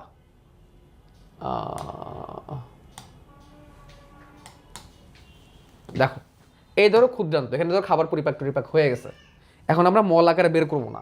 তো এখন আমরা কি করব, আমরা এটা ক্রস সেকশন করি, চলো কাটি। ক্ষুদ্রান্তকে কাটলে, এটা ক্ষুদ্রান্তকে কাটলে আমরা এরকম অংশ পাবো। ক্ষুদ্রান্তকে কেটে যদি মাসেলের মধ্যে মাংস, মানে আমরা যদি মাইক্রোস্কোপে নিই, তাহলে আমরা এরকম পাবো। কি পাবো, একটু দাঁড়াও, আমরা একটাকে রাখি আর বাকি সব হাইড করে দিই, একটাকে রাখি, হ্যাঁ। এই যে ক্ষুদ্রান্তকে কাটলে আমরা এরকম পাবো। ক্ষুদ্রান্ত জাস্ট একটা পাইপের মতো, ওই পাইপটাকে কাটলে, মানে আমরা যদি এই যে এতটুকু একটা পাইপকে কাটি, এতটুকু জায়গায় একটু পাইপকে কাটি, বা ধরো আমরা এতটুকু জায়গা যদি কাটি, এটার ভিতরে কি আছে, কোষের স্তরগুলো আমরা সেটা দেখার চেষ্টা করছি। অতটুকু কাটলে যে এরকম দেখা যাবে, এরকম দেখা যাবে। সেটা কি, এই দেখো এইটা একদম বাইরের লেয়ার, এটা একদম বাইরের লেয়ার, অর্থাৎ পাইপের বাইরের লেয়ার। ধরো এইটা হচ্ছে পাইপটা, ক্ষুদ্রান্তটা এটা বাইরের লেয়ার, এই যে বাইরের লেয়ার, দেখছো নর্মাল আবরণ, কিন্তু এটাও কিন্তু আবরণ। ওকে, এই কোষগুলো তেমন কিছু না। তারপর দেখো কয়েকটা লেয়ার, কিন্তু এখানে অনেক কোষ, এই যে এগুলো মাসেল, অনেকগুলো কোষ। তারপর দেখো এখানে রক্তনালিকা আছে, দেখছো রক্তনালিকা, এই যে শিরাধমনী, এই যে রক্তনালিকা, এই যে লাল লাল নীল যেগুলো রক্তনালিকা, এই যে লাল, এই যে নীল, এগুলো তো রক্ত, খাবারগুলো নিবে। আর এই যে দেখো আঙুলের মতো কিছু অভিক্ষেপ, আঙুলের মতো কিছু অভিক্ষেপ, এগুলোর নাম হচ্ছে ভিলাই। এগুলো মাইক্রোভিলাই না, ভিলাই। মাইক্রোভিলাই হচ্ছে কোষের মধ্যে যদি থাকে, এগুলো তো কোষের না, এগুলো তো বাইরের, এগুলো তো মাইক্রোভিলাই, এগুলো ভিলাই বলে এগুলোকে। তো এই ভিলাইয়ের গায়ে দেখো কত কোষ, দেখছো দেখছো ভিলাইয়ের গায়ে কত কোষ, এই যেগুলো একটা কোষ, এই যে সবুজ যেগুলো, এগুলো কোষ। এটা সবুজ লেয়ার যেটা, এটা একটা লেয়ারের কোষ, এটা কোষের লেয়ার। এগুলো একটা কিসের লেয়ার, কোষের লেয়ার। এগুলো একটা কোষের লেয়ার। এবং দেখো একটা ভিত্তিপদ্মের উপর সাজানো, এবং এই লেয়ারগুলা থেকেই খাবার শোষিত হয়ে রক্তের মধ্যে চলে যায়। এই দেখছো, এই যে লেয়ারের খাবার কই আছে? খাবার আছে এই যে এইখানে পাইপের ভিতরে, এটা পাইপের ভিতরের অংশ। এই যে পাইপের ভিতরে যে এরকম এটা পাইপের ভিতরের অংশ। পাইপের ভিতরের অংশ আমরা কাটছি, কেটে দেখতেছি যে খাবারগুলা এই কোষ তার ভিতরে ঢুকায় নেয়, তারপরে কয়েকটা লেয়ার পার করে রক্তের কাছে পাঠিয়ে দেয়। এভাবে খাবার শোষণ হয়, এটাকে বলে শোষণ। যাতে করে পায়খানা হয়ে বের হওয়ার আগেই খাবার যাতে রক্তে ঢুকে যেতে পারে। পায়খানা হয়ে বের হওয়ার আগে খাবার যাতে কী হতে পারে? রক্ত হয়ে বের হয়ে চলে যেতে পারে। বুঝতে পারছো? তাহলে এই যে গুরুত্বপূর্ণ, মহা গুরুত্বপূর্ণ কাজগুলো করতেছে, এটা কি কে করতেছে? এটা কে করতেছে কাজটা? এটা তো আমাদের যে মানে আমাদের যে আবরণী কলায় কিন্তু এই কাজগুলো করতেছে। আবরণী কিন্তু এই কাজগুলো করতে হেল্প করতেছে। আবরণ না থাকলে আমরা জীবনে কখনো এই কাজগুলো করতে পারতাম না। তাহলে আবরণ কি শুধু খালি বাইরে থেকে আটকায় রাখা এটাই আবরণের কাজ? না, শুধু বাইরে থেকে আটকায় রাখবা এটাই আবরণের কাজ না। আবরণের বহুত কাজ আছে। এর মধ্যে একটা কাজ আমরা দেখলাম, যে কাজটা হচ্ছে কি বিভিন্ন পদার্থ ক্ষরণ করা, শোষণ করা, এটসেট্রা। তাহলে আমরা ক্ষরণও বুঝলাম, শোষণও বুঝলাম, ঠিক আছে? এবং এই শোষণ করলেই হবে না, এটাকে কয়েকটা স্তর পার করে, অনেক সময় অনেকগুলো স্তর পার করতে হয়, অনেকগুলো স্তর পার করে নির্দিষ্ট পদার্থের পরিবহন করে। নির্দিষ্ট পদার্থ বলতে ওই খাবারটা বা যেটাকে তুমি ঠিক জায়গায় নিতে যাচ্ছ, এভাবে করে পরিবহনও করে। এটা একটা কোষ থেকে আরেকটা কোষ, একটা কোষ থেকে আরেকটা কোষ, এভাবে করে একটা থেকে একটা যায়। যেমন ধরো আমি তোমাদের এটাকে একটু সহজকে বুঝাই। ধরো আমরা একটা ভিত্তিপর্দা আঁকাই, ধরে এটা হচ্ছে ভিত্তিপর্দা। একটুকে তো দেখছি ভিত্তিপর্দার উপর অনেকগুলো কোষ কীভাবে থাকে, দেখছি না একটু আগে? ভিত্তিপর্দার উপর অনেকগুলো কোষ কীভাবে থাকে। এবার দেখো কোষগুলো আমি আঁকাই, চলো। এই যে ধরো কোষগুলা, এই যে দেখো কোষগুলা কলামের মতো, এগুলোকে কলামনার বলে, যে কলামের মতো লম্বা লম্বা, লম্বা লম্বা, দেখছো? লম্বা লম্বা।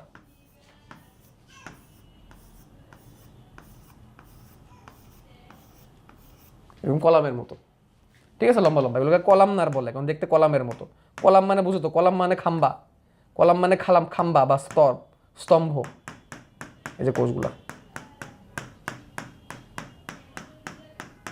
তো এই কোষগুলা একটা ভিত্তিপদ্মভাবে সাজানো, এবং এইখান থেকেই এনজাইম ক্ষরণ হবে। এখান থেকে এরা কি ক্ষরণ করবে? এই কোষগুলো এনজাইম বের করবে। এই কোষগুলো কি করবে? এনজাইম বের করবে। এই প্রত্যেকটা কোষ দিয়ে একটু একটু করে এনজাইম ক্ষরণ করে, এই প্রত্যেকটা কোষ দিয়ে একটু একটু করে এনজাইম ক্ষরণ করে। তাহলে কি হবে? পুরো জায়গাটা এনজাইম দিয়ে ভরে যাবে না? এটাই হচ্ছে ক্ষরণ। এটাই কি ক্ষরণ? এটাই ক্ষরণ। এটা ভিত্তিপদ্মের উপর এরকম ঘন করে সাজানো থাকে এগুলো, ঠিক আছে? তাহলে আবরণও হয়ে গেল, আবার কাজও হয়ে গেল। সে এইভাবেই শোষণ করে। আর যারা শোষণ করে তারা দেখতে কেমন হয় জানো? ওই কোষগুলা যারা শোষণ করে, এই কোষগুলো দেখতে আবার এরকম হয়, আঙুলের মতো এরকম অভিক্ষেপ থাকে ওই কোষগুলার, যেটাকে আমরা মাইক্রোভিলাই বলি। কারণ কি, আঙুলের মতো অভিক্ষেপ থাকলে একটা জিনিসকে ভিতরে ঢুকানো কি সহজ। এই যে বলছিলাম, এই যে আঙুল দিয়ে মনে করো এটা একটা ম্যাজিক হ্যান্ড, এগুলো হচ্ছে সেই আঙুলের মতো অভিক্ষেপ। এইগুলো দিয়ে তুমি ভিতর থেকে সব কিছু বের করে ঢুকাই নিয়ে আসলে, এই ম্যাজিক হ্যান্ড দিয়ে তো আমি ঢুকাইলাম, ভিতরে সব যন্ত্রপাতি বের করে নিয়ে চলে আসলাম, এরকম টাইপের আর কি। তো এই কোষগুলো এরকম টাইপের হয়, যেটা দিয়ে খাবার শোষণ করতে পারে। যাই হোক, তাহলে এই জন্য বুঝলাম আমরা। এবার আমরা আবরণী কলার ভিতরে ঢুকবো। আমরা জানছি যে আবরণী কলার মধ্যে সাধারণ যেগুলো, এগুলো ভিত্তিপদ্মের উপর একটা লেয়ারে থাকে। স্ট্র্যাটিফাইডগুলো অনেকগুলো লেয়ারে থাকে, আর সিউডো স্ট্র্যাটিফাইড একটাই লেয়ার, দেখে অনেকগুলো মনে হয়। তাহলে আমরা প্রথমে সাধারণে চলে যাই, সাধারণে স্কোয়ামাসে চলে যাই। স্কোয়ামাস আবরণী কলা, দেখো নামের মধ্যে আছে স্কোয়ামাস।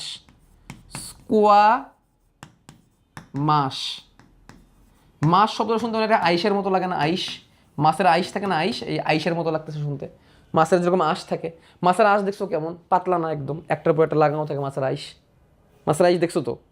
মাছ কাটার সময় দেখবে, খেয়াল করে, মাছের আইস থেকে আইস ফালাইতে হয়। আইস কেমন একদম পাতলা না, একটার পর একটা সাজানো। তবে যেই কোষগুলো ভিত্তিপদের উপর একদম একটার পর একটা সাজানো থাকে, চারটা, ওইগুলোকে বলা হয় স্কোয়ামাস টিস্যু। তাহলে আমরা যদি একটা ভিত্তিপর্দা আঁকাই, যে ভিত্তিপর্দা, আর কোষগুলোকে যদি আমরা এইভাবে দিই একদম পাতলা করে, একদম পাতলা, এই যে একদম পাতলা, দেখো একদম পাতলা, একদম পাতলা, একদম পাতলা, ঠিক আছে? এর মধ্যে বড় বড় নিউক্লিয়াস থাকে, যে বড় বড় নিউক্লিয়াস, একদম পাতলা কোষ আর বড় বড় নিউক্লিয়াস। তারপরে বুঝতে পারতেছি একটা পাতলা একটা আবরণ তৈরি করতেছে এরা, জাস্ট পাতলা একটা আবরণ তৈরি করতেছে, আর কিছু না। এগুলোর নাম হচ্ছে স্কোয়ামাস আবরণী টিস্যু। এগুলোর নাম কি? স্কোয়ামাস আবরণী টিস্যু। নিউক্লিয়াস আকারে বড় হইতে পারে, আর মাছের আইসের মতো চ্যাপ্টার। এই মাছের আইস দিয়ে এমসিকিউ দেয় কিন্তু, মাছের আইস, ঠিক আছে? এগুলো কোথায় পাওয়া যায়? কিডনির বোবেন্স ক্যাপসুলের প্রাচীরে পাওয়া যায়, ওদের কাজ কি? আবরণ এবং ছাকন। আবরণ তো বুঝলাম, ছাকার কাছেও হেল্প করে। এটা কি চা পাতি ছাকতেছে নাকি?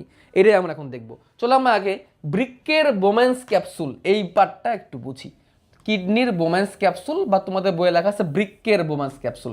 বৃক্ক মানেই কিডনি, যেটাকে আমরা কিডনি বলি ওটাই বৃক্ক। এটার মধ্যে এখন চলো আমরা চলে যাই।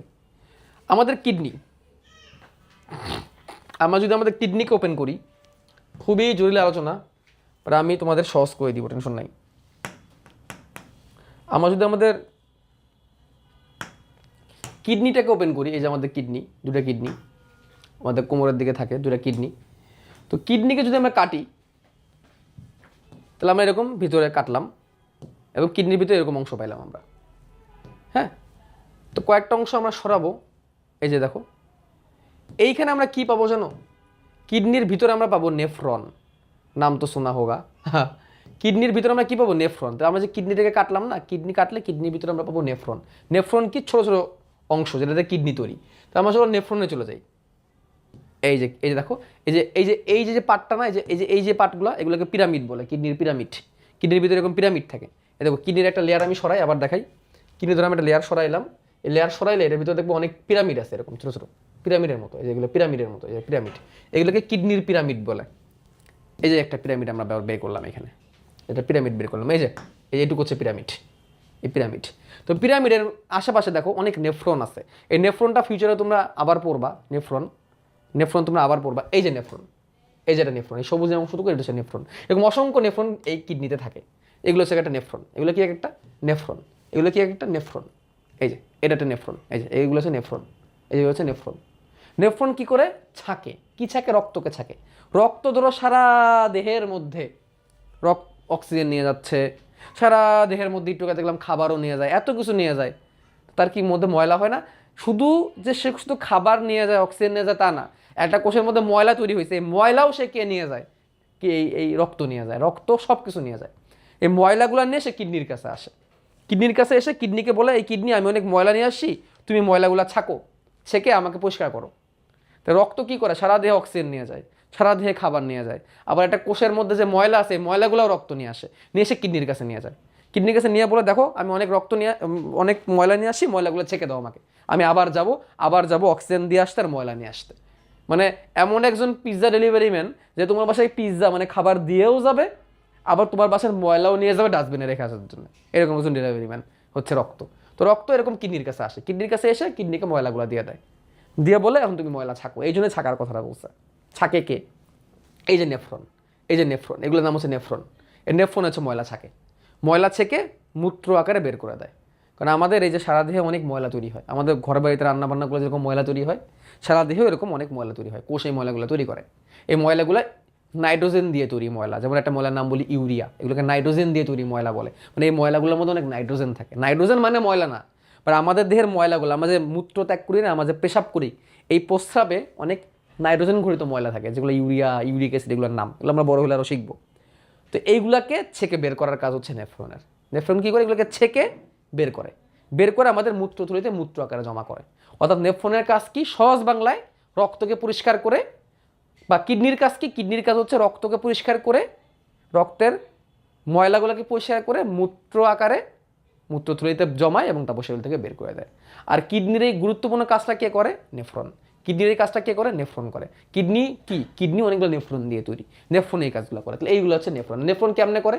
এখন দেখো, নেফ্রনের যদি আমরা যদি নেফ্রনের ছবিটা দেখি, যদি আমরা দেখি, তো আমরা দেখবো নেফ্রনের কি কিছু অংশ আছে। নেফ্রনের কিছু অংশ আছে। কি অংশ? দেখো, এই যে নেফ্রনটা, এই যে নেফ্রনের, এই দেখো এই পার্টটা একটু গোল না কেমন জানি, ঠিক আছে? এইটার নাম হচ্ছে রেনাল কর্পাসল বা গ্লোমেরুলাস বা বোমেন্স ক্যাপসুল, সরি, এটার নাম হচ্ছে বোমেন্স ক্যাপসুল। এটা ক্যাপসুলের মতো দেখতে, দেখো এটা ক্যাপসুলের মতো দেখতে, ঠিক আছে? এগুলোর নাম হচ্ছে নালিকা। এগুলো হচ্ছে নালিকা।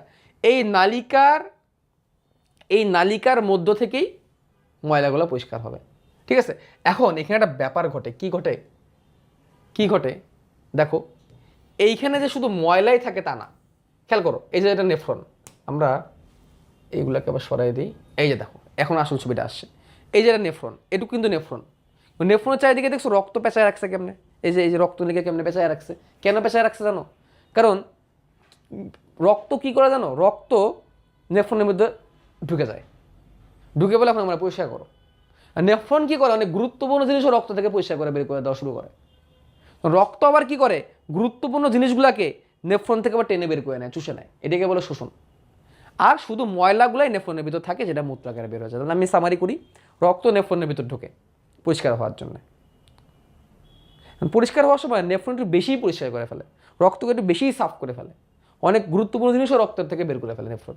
মানে এত জোরে নিংড়ায় রক্তকে, রক্ত থেকে অনেক গুরুত্বপূর্ণ জিনিসও বের হয়ে যাওয়া শুরু করে।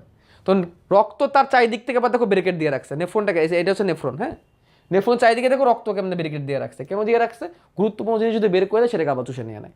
এন্ডোপ্লাজমে যা থাকবে নেফ্রনের আগে সেটা হচ্ছে ময়লা, মূত্র। ঠিক আছে, তো এখন আমরা আরেকটা মডেলের দিকে যাব, যেটা হচ্ছে এই যে নেফ্রনের মাথার দিকের অংশটা, এই যে নেফ্রনের মাথার দিকের অংশ এটা, এই যে নেফ্রনের মাথার দিকের অংশ এটা তোমাদের আমি সহজ করে দেখাচ্ছি, একদম সহজ করে কিছু জিনিস আমি হাইড করে দিচ্ছি, এই জন্যে এটা আমাদের দরকার নেই। এই দেখো নেফ্রনের মাথার দিকের অংশটা এটা, ওই নেফ্রনের মাথার দিকে গুটির মতো যে অংশটা ছিল, এই যে এই গুটির মতো অংশটা এটা, দেখো কি হচ্ছে, এই দেখো রক্তনলিকা ঢুকতেছে, রক্তনলিকা ঢুকতেছে, ভিতরে অনেকগুলো ভাগে ভাগ হচ্ছে, আবার বের হয়ে আসতেছে, রক্ত ঢুকতেছে, ঢুকে বের হয়ে আসতেছে পরিষ্কার হয়ে। তো এইখানে এই রক্তগুলা থেকে ময়লাগুলা এই যে মাঝখানে যে স্পেসটা, এই স্পেসের মধ্যে জমা হচ্ছে। তাহলে এইটাকে আমি সরাই দিই, ধরো রক্ত থেকে ময়লা ধরো বের হয়ে গেল, ওটা আমার দরকার নাই, এই ময়লাগুলা এইখানে এসে জমা হয় এবং তারপরে এই পাইপ দিয়ে ময়লাগুলো চলে যায়। কিন্তু পাইপের মধ্যে অনেক বেশি গুরুত্বপূর্ণ জিনিস থাকে, ওগুলো আবার রক্ত বের করে নেয়, বাট ভিতরে যা থাকে ময়লা।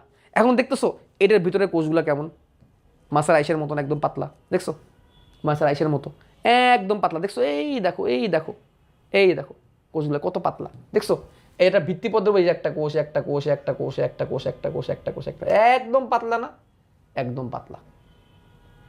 এইটার কথাই হচ্ছে স্কোয়ামাস, এটাই স্কোয়ামাস। এবং তাহলে সে কি ছাকার কাজ করতেছে না, করতেছে, তো তার কাজেই তো রক্তকে ছাকা, সে রক্তকে ছাকতে হেল্প করতেছে। এবং দেখো এইটাই হচ্ছে কিডনির বোমেন্স ক্যাপসুল, এটাই বোমেন্স ক্যাপসুল এর প্রাচীরে, বোমেন্স ক্যাপসুলের প্রাচীরে। এ দেখো এটা দেখতে একটা ক্যাপসুলের মতো লাগতেছে না, দেখো তো একটা ক্যাপসুলের মতো, ক্যাপসুল মানে কি, এটা থলি, এটার নাম হচ্ছে বোমেন্স ক্যাপসুল, এটাই কিডনির বোমেন্স ক্যাপসুল বা বৃক্কের বোমেন্স ক্যাপসুল। বিজ্ঞানী বোমেন এই নামটাকে করছে, এই জন্য এটার নাম বোমেন্স ক্যাপসুল। তাহলে কী হইলো, রক্ত এখান থেকে ঢুকলো, ঢুকে অনেকগুলো নালীতে ভাগ হইলো, আবার রক্ত বের হয়ে গেল পরিষ্কার হয়ে, মাঝখান থেকে রক্ত ছেঁকে এটার ভিতরে ঢুকলো।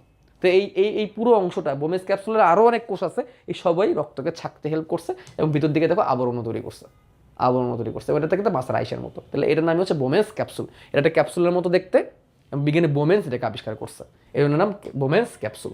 ক্যাপসুলের মতো দেখতে কেন, এই দেখো তুমি আবার দেখো, এই যে এই দেখো এই পার্টটা হচ্ছে বোমেন্স ক্যাপসুল, এই যে এইটুকু এটুকু হচ্ছে বোমেন্স ক্যাপসুল, দেখছো এই যে এই দেখো একটা ঢুকছে, এই যে একটা ঢুকছে আবার একটা বের হয়েছে, ঠিক আছে, ময়লা ঢুকছে রক্ত আবার পরিষ্কার হয়ে বের হয়ে গেছে, এই বোমেন্স ক্যাপসুলে ময়লাটা জমা হয়েছে। বোমেন্স ক্যাপসুলে ময়লাটা জমা হওয়ার পরে ময়লাটা যখন গেছে তখন আবার এই যে দেখো ময়লাটা যখন গেছে, এই যে ময়লাটা যখন গেছে তখন রক্ত আবার সেখান থেকে গুরুত্বপূর্ণ জিনিস আবার চুষে নিয়ে নিছে, অনেক বেশি নিংড়ায় ফেলছে। এই হচ্ছে বৃক্কের বোমেন্স ক্যাপসুল।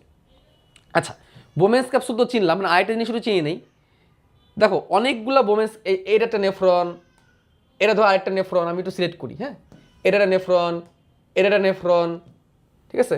তো অনেকগুলো নেফ্রন একটা নালীতে যে উন্মুক্ত হয়েছে এটাকে সংগ্রাহক নালিকা বলে। যেমন আমি আরেকটা দেখাই, এই দেখো এটা হচ্ছে সংগ্রাহক নালিকা, এটাকে বলে সংগ্রাহক নালিকা। সংগ্রাহক নালিকা কি জিনিস, এই দেখো সংগ্রাহক নালিকা, সংগ্রাহক নালিকা হচ্ছে অনেকগুলো নেফ্রনের ময়লাকে সে সংগ্রহ করে, অনেকগুলো নেফ্রনের মূত্রকে সে সংগ্রহ করে, এটার নাম হচ্ছে সংগ্রাহক নালিকা। কারণ অনেকগুলো নেফ্রন তো আর একসাথে যে ঢুকতে পারবে না, জ্যাম লেগে যাবে, এই জন্য অনেকগুলো নেফ্রন থেকে সংগ্রাহক নালিকা মূত্র সংগ্রহ করে এক জায়গায় নিয়ে আসে, এগুলোর নাম হচ্ছে সংগ্রাহক নালিকা। এই সংগ্রাহক নালিকাটাও আমাদের লাগবে একটু পরে, আমাদের এই সংগ্রাহক নালিকাটাও লাগবে, কারণ সংগ্রাহক নালিকার যে কোষগুলা এগুলো খেয়াল করে দেখো এগুলো কেমন, এখানে দেখা যাচ্ছে সংগ্রাহক নালিকার কোষগুলো একটু অন্যরকম কিন্তু, হ্যাঁ আমরা দেখবো একটু পরে তারাও। এই সংগ্রাহক নালিকাটা চিনে রাখো। তাহলে বোমেন্স ক্যাপসুল এই যে নালিকার, এটা হচ্ছে সংগ্রাহক নালিকা। সংগ্রাহক নালিকা কি করতেছে, সংগ্রহ করতেছে, অনেকগুলো নেফ্রন থেকে সংগ্রহ করতেছে, মানে নেফ্রন ধরো ছোটো ছোটো ছোটো একটা ছাঁকনি। সংগ্রাহক মানে কি, সবার ছাকা ময়লাটাকে সংগ্রহ করে, সংগ্রহের ময়লার একটা ট্যাঙ্কির মধ্যে যায় জমা করা শুরু করে। অনেকগুলো ময়লা মিলে দেখো সংগ্রাহক নালিকা, যে অনেকগুলো সংগ্রাহক নালিকা মিলে এক জায়গায় জমা হচ্ছে, জমা হয়ে মোলাটাকে বের করার কাজে হেল্প করতেছে। তো এটা আমাদের হয়ে গেল, তাহলে বোমেন্স ক্যাপসুল শিখে ফেললাম। তো আমরা জানলাম স্কোয়ামাস আবরণী কিছু কিছু দেখতে কেমন, এই যে আবরণটা দেখতে কেমন, এই যে একদম মাছের আইসের মতো, একদম মাছের আইসের মতো পাতলা। এটা কোথায় আছে? বৃক্কের বোমেন্স ক্যাপসুল আছে, এটাই সেই বোমেন্স ক্যাপসুল। দেখে রাখো, এটাই হচ্ছে বৃক্কের বোমেন্স ক্যাপসুল, এটা হচ্ছে বৃক্কের বোমেন্স ক্যাপসুল, বৃক্কের বোমেন্স ক্যাপসুল। ঠিক আছে, ওকে। বোমেন্স ক্যাপসুল, তাহলে আমরা স্কোয়ামাস পেয়ে গেলাম। এবার আমরা চলে যাবো কিউবয়েডাল। এই যে দেখো এখন আসবে আবার কিউবয়েডাল। তাহলে এখানে কেমন? এই যে ভিত্তিপর্দা, এই যে ভিত্তিপর্দা, এর উপরে কোষগুলো একদম কিউবের মতো হবে, দৈর্ঘ্য প্রস্থ উচ্চতা তাদের সমান, এরকম কিউবের মতো হবে দেখতে, দৈর্ঘ্য প্রস্থ এবং উচ্চতা তাদের সমান। আগেগুলো তো একদম চ্যাপ্টা ছিল, এখানে যে কোষগুলো দৈর্ঘ্য প্রস্থ উচ্চতায় সমান। কিউব কাকে বলে? আমার রুবিক্স কিউব মিলাইছি না অনেকে? রুবিক্স কিউব, কিউব কি জিনিস? কিউব হচ্ছে ঘনাকার দেখতে, অর্থাৎ এই কোষগুলো দৈর্ঘ্য প্রস্থ উচ্চতায় সমান, কোষগুলো ঘনাকার অর্থাৎ কি দৈর্ঘ্য প্রস্থ উচ্চতায় সমান। ঠিক আছে, এরা কি করে? এরা আবরণ করে এবং পরিশোষণ করে। এই দেখো নেফ্রনটা দেখছো, এই যে নেফ্রন, এই যে নেফ্রন, হ্যাঁ নেফ্রন, এই যে গ্লোমেরুলাস আর বোমেন্স ক্যাপসুল, হ্যাঁ এই যে দেখো নালিকা, এই যে নালিকা, এই যে নালিকা, এই যে শেষ হলো নেফ্রনটা। এইটা কি? এটা হচ্ছে সংগ্রাহক নালিকা, এই যে সংগ্রাহক নালিকা, এটা হচ্ছে সংগ্রাহক নালিকা, সংগ্রাহক নালিকা। কেন কে সংগ্রাহক নালিকা বলতেছে? কারণ দেখো এই যে এখানে একটা নেফ্রন, এখানে একটা নেফ্রন কানেক্ট হয়েছে, এখানে আরেকটা নেফ্রন কানেক্ট হয়েছে। সংগ্রাহক নালিকা কি করে? অনেকগুলো নেফ্রনকে কানেক্ট করে। এই যে এখানে একটা নেফ্রন কানেক্ট হবে, এখানে একটা নেফ্রন কানেক্ট হবে, এখানে একটা নেফ্রন কানেক্ট হবে, এই সংগ্রাহক নালিকা। ঠিক আছে, তো সংগ্রাহক নালিকা কি করতেছে? পরিশোষণ করতেছে। কি পরিশোষণ করতেছে? কি পরিশোষণ করতেছে? ময়লা। সে কিছু জিনিস ঢুকাইতেছে, কিছু জিনিস বের করতেছে, তার মধ্যে যদি কোনো গুরুত্বপূর্ণ জিনিস থাকে রক্ত সেটাকে বের করে নিবে, আবার সে ময়লাগুলোকে শুধু রাখবে। এটাই তো পরিশোষণ। পরিশোষণ মানে কি? এই যে তার চারিদিকে কিন্তু রক্তনালিকা পেঁচায় আছে, খেয়াল করো, আমি আবার একটু আসি, এই যে দেখো রক্তনালিকা কিন্তু পেঁচায় রাখছে চারদিকে, এইখান থেকে অনেক গুরুত্বপূর্ণ জিনিস কিন্তু বাইরে বের হয়ে আসতে পারে, যেটা যেটা আসলে ময়লা না, এটাকে পরিশোষণ বলে। পরিশোষণ মানে কি? পরিশোষণ মানে হচ্ছে আমার ভিতরে গুরুত্বপূর্ণ জিনিস ঢুকে গেছে, ওটা ময়লাকে বের করা যাবে না, ওটা ময়লা না, ওটাকে আমি আবার বের করে নিয়ে আসলাম। ওই যে বললাম না, বেশি নিংড়ায় ফেলে। রক্ত যখন ঢোকে, এই যে ময়লা যখন ঢোকে, রক্ত যখন ঢোকে আর যখন বের হয় অনেক বেশি পরিশুদ্ধ হয়ে বের হয়ে যায়, অনেক গুরুত্বপূর্ণ জিনিস বের হয়ে যায় রক্ত থেকে। ঠিক আছে, গুরুত্বপূর্ণ জিনিস বের হয়ে গেলো তো আবার ঝামেলা। ঠিক আছে, এই দেখো এই যে ঢুকতেছে, ঢুকতেছে বের হচ্ছে, তেমনি এই যে ঢুকতেছে আর এটাতে বের হচ্ছে, যখন বের হচ্ছে এটার ভিতর থেকে অনেক বেশি ছেঁকে বের হয়ে যাচ্ছে, এবং অনেক গুরুত্বপূর্ণ জিনিসও বের হয়ে চলে যাচ্ছে। তো সেই গুরুত্বপূর্ণ জিনিস বের হয়ে গেলে তো আবার ঝামেলা, তাই না? আমার শুধু ময়লাগুলোকে আমি বের করবো, তো এই গুরুত্বপূর্ণ জিনিস যাতে বের হয়ে যেতে না যায় এই জন্য আবার এই রক্তনালিকা এগুলোকে বের করে নেয়। তো এটাকে বলে পরিশোষণ, এটাকে বলে কি? পরিশোষণ। তো সংগ্রাহক নালিকাতে ওই পরিশোষণটা হয়। কারণ সংগ্রাহক নালিকার কিডনির সংগ্রাহক নালিকা হবে, এটা সংগ্রাহক নালিকা। সংগ্রাহক নালিকার প্রাচীরে এই কোষগুলো পাওয়া যায়। আমরা চলো দেখি, এই যে দেখো, এই যে এটা হচ্ছে কিডনি সংগ্রাহক নালিকা, এই যে এটা, এই যে পুরোটা, এই যে এটা এই সংগ্রাহক নালিকা যখন আমরা কাটি তখন এই যে দেখো সংগ্রাহক নালিকার ভিতরে এই যে কোষগুলো দেখো কেমন, এই যে কোষগুলো কেমন দেখছো, দৈর্ঘ্য প্রস্থ উচ্চতায় সমান না, একই রকম দেখতে। এগুলো হচ্ছে বৃক্কের সংগ্রাহক নালিকার কোষ। এই সোডিয়াম পটাশিয়াম এগুলোর দিকে তাকানোর দরকার নেই, এগুলো বড় ক্লাসে এগুলো জানবো। তো সংগ্রাহক নালিকাটা কাটলে এই যে ভিতরে এই যে গর্তটা, এই গর্তের ভিতর দিয়ে মূত্রটা যাবে, আর তার কোষগুলো একদম ঘন, তার কোষগুলো কি একদম ঘন। তার মানে কি? এই ধরো সংগ্রাহক নালিকা, এটাকে যদি আমি কাটি, এইভাবে যদি আমি কাটলে কি পাবো? ভিতরে একটা গর্ত পাবো, এরকম এই যে একটা গর্ত পাবো। তো গর্তটা কেমনে তৈরি হবে? এর ভিতরে অনেকগুলো কোষ থাকবে, যে ভিত্তিপত্রের উপর সাধারণ অনেকগুলো কোষ। এই কোষগুলো দৈর্ঘ্য প্রস্থ উচ্চতায় কি সবগুলা সমান, দৈর্ঘ্য প্রস্থ উচ্চতায় কি সবগুলা সমান। এবং এর ভিতরে একটা পাইপের মতো তৈরি হয়ে গেছে, এই পাইপ দিয়ে ময়লাগুলো আসবে। ঠিক আছে, এটা হচ্ছে কিউবয়েডাল। একটা ঘন আকার তৈরি করছে। এবার সে কলামনার আবরণী টিস্যু, কলামনার আবরণী কলা, এটা তো আমরা অলরেডি দেখছি। কোথায় দেখছি? এই টিস্যুগুলো স্তম্ভের মতো লম্বা, দেখছেন আমরা একটুকে দেখে আসছি, আমরা। এর কোষগুলো কেমন? এরকম লম্বা লম্বা, এই যে এরকম লম্বা লম্বা, এরকম লম্বা লম্বা, কলামের মতো। কলাম মানে কি? বিল্ডিং এর কলাম থাকে না, কলাম মানে কি? স্তম্ভ। এগুলো দৈর্ঘ্য বস্তু উচ্চতায় সমান না, এগুলো লম্বা লম্বা টাইপের, এগুলো লম্বা লম্বা টাইপের। একটা স্তরেই সাজানো থাকে ভিত্তিপদ্মের উপর, স্তর একটাই থাকে কিন্তু এরকম লম্বা লম্বা লম্বা লম্বা সাজানো। কই দেখছি এটা একটু আগে আমরা? বলো তো, আমরা কই দেখছি? ক্ষুদ্রান্তে, মনে আছে? এই যে ক্ষুদ্রান্তে আমরা দেখে আসছি, এই কোষগুলো একটু লম্বা লম্বা। আমরা আবার চলো দেখি, আমরা আবার দেখবো, আমাদের বারবার দেখতে কোনো ক্ষতি নেই। বারবার দেখতে কি টাকা লাগে? লাগে না। সো আমরা বারবার দেখবো। এই দেখো অন্ত্র, ক্ষুদ্রান্তকে কাটলে এরকম পাওয়া যায়। এই দেখো কোষগুলা, এই যে সবুজ হয়ে আছে যেগুলো, এগুলো সেই কোষ। সবুজ যে হয়ে আছে, আমি মুছে দিই। এই দেখো কোষগুলো কি একটু লম্বা লম্বা না? একটু লম্বা লম্বা। এগুলো হচ্ছে কলামনার কোষ, কলামের মতো লম্বা। এই যে একটা ভিত্তিপর্দার উপর একটা স্তরে কিন্তু সাজানো, দেখছো একটা স্তরে কিন্তু কোষের, এই যে এইখানে ভিত্তিপর্দা একটা স্তরেই সাজানো কিন্তু এটা লম্বা লম্বা টাইপের কোষ। এগুলোর নামই হচ্ছে কলামনার। এগুলোর নাম কি? Columnar, columnar epithelium. তো এগুলো কোথায় পাওয়া যায়? প্রাণীর অন্ত্রের অন্তঃপ্রাচীরে। অন্ত্র মানে কি? ক্ষুদ্রান্ত্র, বৃহদন্ত্র। অন্তঃপ্রাচীর মানে কি? ভিতরের দিক। এই যে এটা প্রাণীর অন্ত্র, অন্ত্রের অন্ত্রপ্রাচীর। অন্ত্রের অন্তঃপ্রাচীর, প্যাঁচ লাগে না। অন্ত্র মানে ক্ষুদ্রান্ত্র, বৃহদন্ত্র। ওটাকে কাটলে ওর ভিতরের দিকে, ধরো একটা পাইপ, এটা ধরো ক্ষুদ্রান্ত্র, এটাকে তুমি কাটলা, কেটে ভিতরের দিকে আঙ্গুল দিবা, ভিতরের দিকে আঙ্গুল দিলে ওটা হচ্ছে অন্তঃপ্রাচীর, আর বাইরেরটা হচ্ছে বহিঃপ্রাচীর। তাহলে অন্তঃপ্রাচীরই তো আমি এরকম খাসকাটা খাসকাটা আবার পাইছি, এটা খাবার শোষণ করছে, শোষণ করে রক্তের কাছে পাঠিয়ে দিচ্ছে। তো এটা কি করে? ক্ষরণ করে। কেন ক্ষরণ করে? এখান থেকে এনজাইম ক্ষরণ হয়, এখান থেকে কিন্তু এনজাইম ক্ষরণ হয়। হ্যাঁ, ক্ষুদ্রান্তেও কিন্তু এনজাইম ক্ষরণ হয়। তাহলে এই কোষগুলো ক্ষরণও করতে পারে। এই কোষগুলা রক্ষণ মানে কি? মানে আগে থেকে রক্ষা করে। এবং এই কোষগুলো ছাকন, ছাকতেও পারে, ছাকনও করে, এবং এই কোষগুলো শোষণও করে, সব করে। কেমন করে আমি দেখাই তোমাদেরকে। দেখো এই অংশটা ডিউরেনামের, এরা বিভিন্ন রকম এনজাইম ক্ষরণ করবে খাবার পরিপাক করার জন্য, আর এরা শোষণ করবে। এরা কি করবে? শোষণ করবে। তাহলে এরা খাবার পরিপাক করার জন্য এনজাইমও সারবে এই কোষগুলা, আবার চাইলে শোষণও করে নিতে পারবে, দূরেই করতে পারবে। ঠিক আছে, দুই কাজই করে। এরা সাধারণত ক্ষরণ করে। এই দেখো এই যে গ্রন্থি, এগুলো থেকে এনজাইমগুলো বের হয়। এই যে এগুলো এনজাইম তৈরি করে এখান থেকে ক্ষরণ হয়, আর এগুলো শোষণ করে। এটা ক্ষরণ করে, এই দুটো শোষণ করে, সবই করে এরা। ঠিক আছে, তাহলে আমরা প্রত্যেকটা কাজ দেখে ফেললাম। হ্যাঁ, এগুলো হচ্ছে কলামনার। তাহলে এখন যদি আমরা সামারি করি, এইদিকে তাকাবো না আপাতত, যেগুলো কালো বা অ্যাশ কালার এগুলো আমাদের দেখানোর দরকার না, আমরা এখানে থাকি। আবরণী কলা, আবরণী কলার মধ্যে যদি এক স্তরে সাজানো থাকে, আবরণী কলার মধ্যে যদি এক স্তরে সাজানো থাকে তাহলে সাধারণ আবরণী কলা। যদি একাধিক স্তরে সাজানো থাকে তাহলে স্ট্র্যাটিফাইড আবরণী কলা। আর যদি একটি স্তর, স্তর আসলে একটা, দেখে মনে হয় অনেক, তখন এটাকে বলা হয় সিউডো স্ট্র্যাটিফাইড। সিউডো মানে কি? সিউডো মানে মিথ্যা। মানে স্ট্র্যাটিফাইড মানে স্তরীভূত অনেকগুলো স্তর, আর সিউডো স্ট্র্যাটিফাইড মানে আসলে দেখে মনে হইতেছে অনেকগুলো স্তর, বাট আসলে মিথ্যা কথা। তো এক স্তরে থাকলে সাধারণ, সাধারণের মধ্যে স্কোয়ামা, সেটা আইসের মতো। কোথায় পাইছি আমরা? বৃক্কের বোমেন্স ক্যাপসুলে। কি করে? ছাকন আর রক্ষণ। কিউবয়েডাল, দেখতে কিসের মতো? দৈর্ঘ্য বস্তু উচ্চতায় সমান। কোথায় পাইছি আমরা? বৃক্কের সংগ্রহ নালিকায়। কাজ কি? পরিশোষণ, রক্ষণ ইত্যাদি। কলামনার দেখতে কেমন? স্তম্ভের মতো, লম্বা লম্বা। ঠিক আছে, এগুলো কোথায় পাওয়া যায়? এগুলো অন্ত্রের অন্তঃপ্রাচীরে পাওয়া যায়। কি করে? শোষণ করে, ক্ষরণও করে, রক্ষণও করে। তাহলে এগুলো আমাদের হয়ে গেছে। এখন আমরা স্টাডিফাইডে চলে যাব। এখন কোথায় চলে যাবো? স্টাডিফাইডে। তাহলে আমাদের সাধারণ হয়ে গেল। এই সাধারণের এই সবগুলাই কিন্তু এক স্তরে। আমরা একটু একটু একটু বয়ে যাই, তাহলে আমরা ভালো করে বুঝতে পারবো। দেখো তোমাদের বই শুরু করছে সরাসরি স্কোয়ামাস থেকে। কি বলছে দেখো? আবরণী টিস্যুর কোষগুলো ঘন সন্নিবেশিত এবং একটি ভিত্তিপর্দার উপর সাজানো থাকে। কোষের আকৃতি, প্রাণীদেহের তার অবস্থানের উপর কাজের উপর ভিত্তি করে তিন ধরনের। কি কি? স্কোয়ামাস। স্কোয়ামাস বলছে আইসের মতো দেখতে, নিউক্লিয়াস বড়, বৃক্কের বোমেন্স ক্যাপসুলে পাওয়া যায়। এর কাজ কি? ছাকন। এই তো। কিউবয়েডাল কি বলছে? কিউব আকৃতি, অর্থাৎ কোষগুলো দৈর্ঘ্য প্রস্থ উচ্চতায় সমান। উদাহরণ কি? বৃক্কের সংগ্রাহক নালিকা। এই যে উদাহরণ দেখছো তো? এটা হচ্ছে 3D আঁকাইছে, তোমার 3D আঁকাইতে কোনো কথা নেই, তুমি 2D আঁকাইলেই হবে। এই আমি যেভাবে আঁকাই সেভাবে আঁকালেই হবে। আর তারপর হচ্ছে কলামনার। কলামনার কি? এই টিস্যুর কোষগুলো স্তম্ভের মতো, প্রাণীর অন্তঃপ্রাচীরে এগুলো থাকে, ক্ষরণ, রক্ষণ এবং শোষণ করে খাবারগুলোকে শোষণ করে, যে অ্যামাইনো অ্যাসিড শোষণ করলো। ক্ষরণ করে, কি ক্ষরণ করে? এনজাইম ক্ষরণ করে। কি ক্ষরণ করে? এনজাইম ক্ষরণ করে। রক্ষণ তো বুঝি, আঘাত থেকে রক্ষা করা। রক্ষণ মানে আঘাত থেকে রক্ষা করা। ক্ষরণ মানে কি? এনজাইম ক্ষরণ করা, পরিপাক করার জন্য। আর শোষণ মানে কি?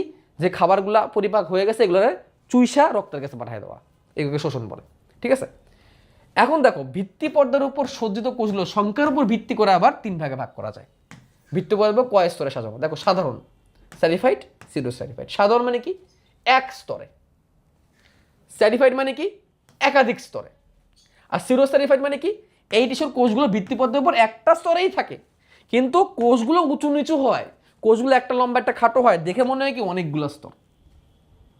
এখন দেখো এক স্তরের মধ্যে উদাহরণ কি কি দিছে? বৃক্কের বোমেন্স ক্যাপসুল। কি পাওয়া যায় এখানে? স্কোয়ামাস। বৃক্কের সংগ্রাহক নালিকায় কি পাওয়া যায় এখানে? কিউবয়েডাল। অন্ত্রের প্রাচীরে কি পাওয়া যায় এখানে? কলামনার। এই জন্য আমি ওইটাকে আগে লিখছি। এই জন্য আমি একটা দিয়েছি সাধারণ দিয়ে বলছি স্কোয়ামাস, কিউবয়েডাল, কলামনার, কারণ এগুলো সব এক স্তর। এগুলো নর্মালি কয় স্তর? এক স্তর। এইভাবে আমরা ভাগটা করছি, এই জন্য এগুলোকে আমরা ভাগটা করছি। আমরা যতগুলো দিচ্ছি এক স্তরে দেখছি। ঠিক আছে, এটা দিয়ে তুমি তোমার দেহের 95% এইভাবে মিলাইতে পারবা। কিছু কিছু সময় দেখা যাবে যে কিউবয়েডাল কিন্তু সেটা হয়তো বা এক স্তরে না, এটা হইতে পারে, বাট তোমাদের বইয়ে তো তা নাই। তোমাদের বইয়ে কি আছে, স্কোয়ামাস এক স্তরে দেখাইছে, কিউবোরেল এক স্তরে দেখাইছে, কলামনার এক স্তরে দেখাইছে। তোমাদের বইয়ে যা যা উদাহরণ দিছে, স্কোয়ামাসের উদাহরণ দিছে বৃক্কের বোমেস ক্যাপসুল, কিউবোরেলের উদাহরণ দিছে সংগ্রাহক নলিকা, কলামনার উদাহরণ দিছে অন্তর অন্তঃপ্রস্থ, এগুলো সব এক স্তরে আছে, এগুলো সব কয় স্তর, এক স্তরে আছে, এই জন্য আমি এটাকে এক জায়গায় দিয়ে দিছি। এবার আসি স্ট্র্যাটিফাইড। স্ট্র্যাটিফাইডের মধ্যে কি দিছে চলো দেখি আমরা। স্ট্র্যাটিফাইড এই যে ভিত্তিপদের উপর এক স্তরে সাজানো থাকলে সাধারণ, বৃক্কের সংগ্রাহক নালিকা বোমেস ক্যাপসুল, আর হচ্ছে বৃক্কের সংগ্রাহক নালিকা বোমেস ক্যাপসুল, আর হচ্ছে অন্ত্রের অন্তঃপ্রাচীর, অন্ত্রের অন্তঃপ্রাচীর। এইগুলো তো উদাহরণ দিচ্ছে, এই যে চিত্র। তোমার 3D আঁকাইতে হবে এমন না, আমি যেভাবে আঁকাইছি এই যে এইভাবে আঁকাই দিলেও তোমাকে নাম্বার দিবে, এইভাবে আঁকাইলেও তোমাকে নাম্বার দিবে, এই যে এইভাবে আঁকাইলেও তোমাকে নাম্বার দিবে, টেনশন নেই। আর 3D আঁকাইতে বলতে আরও ভালো। এবার আমরা স্ট্র্যাটিফাইডে চলে যাই। স্ট্র্যাটিফাইড অনেক মজার জিনিস, স্ট্র্যাটিফাইড অনেক মজার। দেখো কি বলছে, এই টিস্যুর কোষগুলো ভিত্তিপদের উপর একাধিক স্তরে সাজানো, এটা তো বুঝলামই, একাধিক স্তর, একাধিক স্তর তো বুঝলামই। স্তরের সংখ্যা মিনিটের মধ্যে 3 থেকে 4টা বা 7 থেকে 8টা হয়ে যেতে পারে। এটা আবার কেমন কথা, যে অনেকগুলা স্তর, সাধারণত সবগুলো এক স্তরে ছিল কোষগুলা, তো এখানে অনেকগুলো স্তর। তাহলে অনেকগুলো স্তর বলতে কেমন, ছোট করে দেখাই। অনেকগুলো স্তর মানে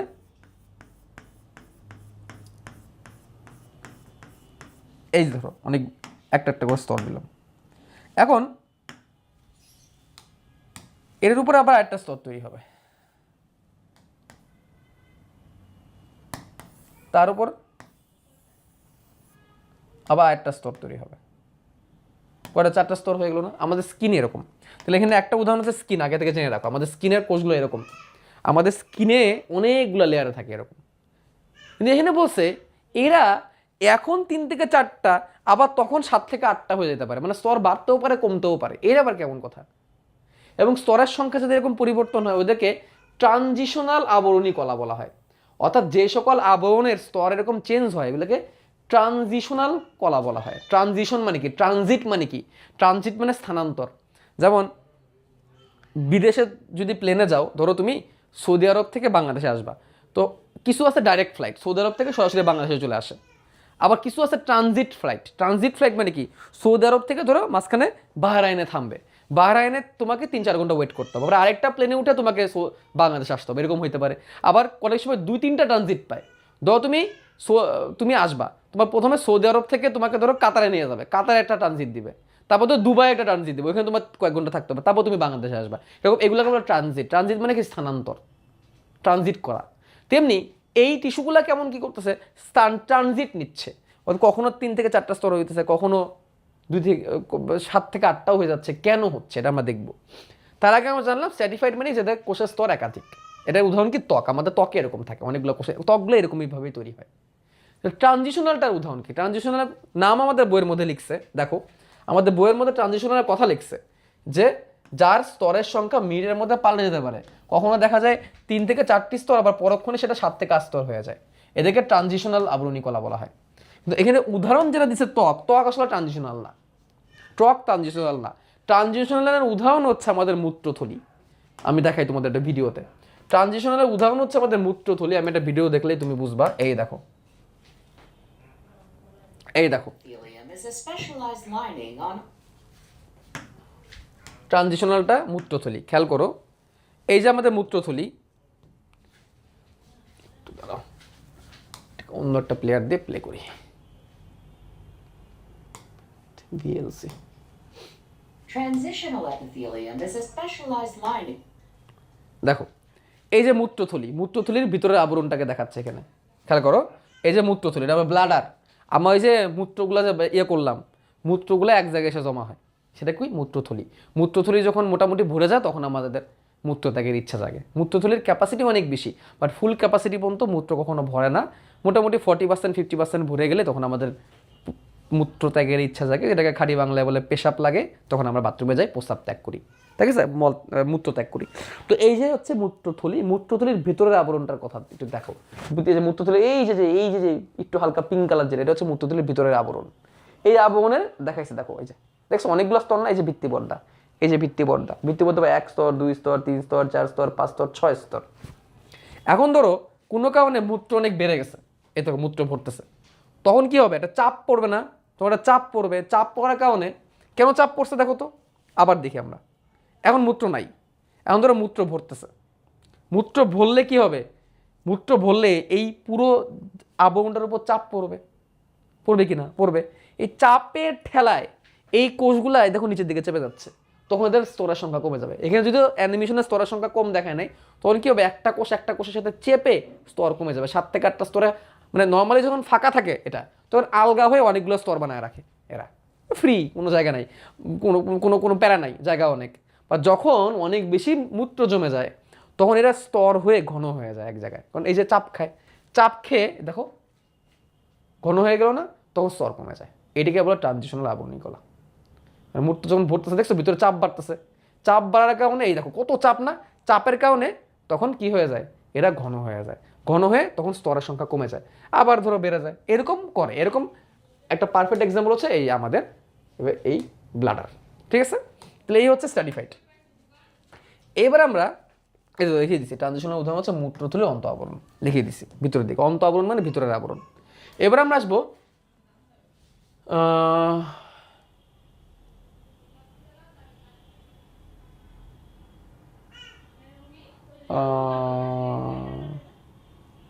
আচ্ছা, এটা সিউডো স্ট্র্যাটিফাইড হবে, একটু লিখতে ভুল হয়েছে এখানে, এটা সিউডো হবে, হ্যাঁ, সিউডো স্ট্র্যাটিফাইড, এটা সিউডো স্ট্র্যাটিফাইড।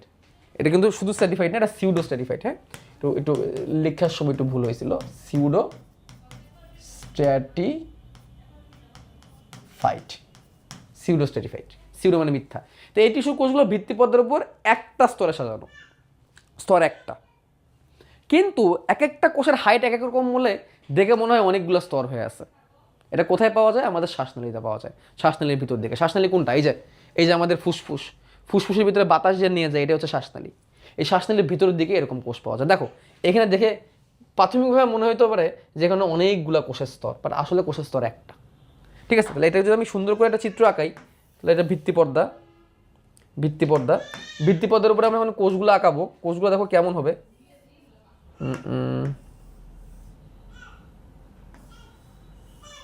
এটার ভিতরে ধরো আরেকটা কোষ, এই দেখো ভিতরে আরেকটা কোষ। কোষের স্তর কিন্তু একটাই, কিন্তু এক একটা এক এক রকমের হাইট হওয়ার কারণে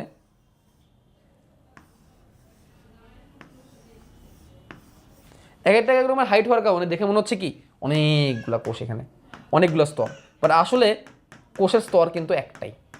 এবং এদের মাথায় না আবার সিলিয়া থাকে, সিলিয়া, সিলিয়া মানে কি, ছোটো ছোটো লোমের মতো, সিলিয়া মানে ছোটো ছোটো লোমের মতো, এই যে সিলিয়া, এই যে সিলিয়া থাকে এদের মাথায়, সিলিয়া, সিলিয়া মানে ছোটো ছোটো লোমের মতো, সিলিয়া কি ছোটো ছোটো লোম, সিলিয়া কি ছোটো ছোটো লোম শ্বাসনালীতে থাকে আমাদের।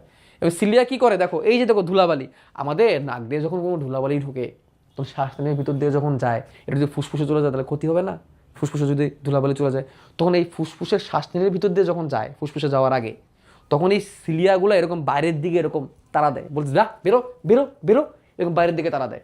এবং তখন কফের সাথে দলা পাকায়, তখন আমাদের মুখ থেকে কফের মাধ্যমে বের হয়ে আসে।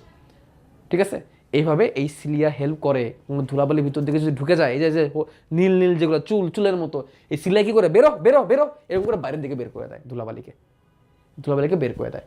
তো এটা হচ্ছে, এই জন্য এটাকে সিলিয়েটেড কলামনার অ্যাপিথেলিয়াম বলা হয়। এগুলো দেখতে কলামের মতো, দেখো দেখতে একটু কলামের মতোই কিন্তু, তাই না, কলামনার, কিন্তু সিলিয়া আছে, এগুলোকে বলা হয় সিলিয়েটেড কলামনার অ্যাপিথেলিয়াম। কি বলা হয়, সিলিয়েটেড, সিলিয়েটেড মানে কি সিলিয়াযুক্ত, কলামনার কেন, দেখতে কলামের মতো, অ্যাপিথেলিয়াম, অ্যাপিথেলিয়াম মানে কি, অ্যাপিথেলিয়াম মানে আবরণ। ঠিক আছে, ওকে। তাহলে এখন দেখো আমরা কি কি বললাম, সাধারণ পড়ে ফেললাম। সাধারণের মধ্যে স্কোয়ামাস, কিউবোইডাল, কলামনার তিনটেই পাইছে আমার সাধারণের মধ্যে, কারণ এগুলো এক স্তরে সাজানো ছিল। স্কোয়ামাস আইসের মতো, কিউবোইডাল ভিত্তিপদ্মের উপর কিউবের মতো, আর কলামনার হচ্ছে কলামের মতো। কলামনার একটু আগে আমরা এটা দেখলাম, কিন্তু একটু আগে কিন্তু আমরা কলামনার দেখছি। আবার দেখো সিউডো স্ট্র্যাটিফাইডও কিন্তু কলামনারের আন্ডারে পড়তেছে, সিউডো স্ট্র্যাটিফাইডের মধ্যে কিন্তু কলামনার পাইছি কিন্তু আমরা, তাই না, কলামের মতো। স্ট্র্যাটিফাইড মানে একাধিক স্তর, কে পাইছি আমরা এখানে, ত্বক। আর সিউডো স্ট্র্যাটিফাইড কোথায় পাইছি আমরা, ট্রাকিয়া বা শ্বাসনালীতে, ট্রাকিয়ার অন্ত আবরণে, ট্রাকিয়ার ভেতরের দিকে। এই গেল আলোচনা। এখন তোমাদের বইয়ে আলোচনা এখানে শেষ করতে পারতো। আচ্ছা এই চিত্র তুমি একটু শিখবা, হ্যাঁ সহজ আছে, দেখো আমি এইভাবে আঁকাইছি। এখানে কিন্তু আসলে কোষের স্তর একটা, প্রত্যেকের মধ্যে একটা কোষের স্তর, একাধিক স্তর না। আমি যেটা একটু, যদি আমার আঁকানোটা ভালো হয় নাই, এই যে আঁকানোটা ভালো হয় নাই, বাট এখানে কিন্তু সবগুলো একটা স্তর। হ্যাঁ, এটাই অ্যাকচুয়ালি এখানে আঁকাইছে। আর অনেকগুলো স্তর তো আমি আঁকাই দেখাইছি, 1টা 2টা 3টা 4টা 5টা অনেকগুলো স্তর। এটা হচ্ছে স্ট্র্যাটিফাইড, ওটা হচ্ছে সিউডো স্ট্র্যাটিফাইড। মানে এইখানেই শেষ করতে পারতো, শেষ করে না। এখানে কি করছে বলছে আবরণী টিস্যুগুলো আবার বিভিন্ন কাজের জন্য নানাভাবে রূপান্তরিত হয়। রূপান্তরিত হওয়া মানে কি, তাদের কাজ আবরণ, কিন্তু তারা আবার তাদের শেপটাকে একটু চেঞ্জ করছে বিভিন্ন কাজের জন্য। তারা আরও কাজ করে, তারা আবরণ করে ক্ষান্ত না, তারা আরও কাজ করবে। কি কাজ? সিলিয়াযুক্ত আবরণী টিস্যু। একটু আগে দেখলাম আমরা, এই যে মেরুদণ্ডী প্রাণীর শ্বাসনালীর প্রাচীরে দেখা যায়। কারণ এটা দেখতে এরকম কলামের মতো, ঠিক আছে ফাইন, কিন্তু এটার বাইরে আবার কি আছে, এরকম সিলিয়া আছে। সিলিয়া মানে কি? ছোট ছোট লোম। সিলিয়া মানে কি? ছোট ছোট লোম, ছোট লোমের ন্যায়, ছোট লোমের ন্যায়। এটা কি করতেছে? শ্বাসনালীতে থাকতেছে, ময়লা আবর্জনা বের করছে। একটু আগে দেখাইছি আমি এটা। ফ্লাজেলা যুক্ত আবরণী, আমরা চলো একটু স্লাইডে যাই। এটা তো আমরা দেখলাম।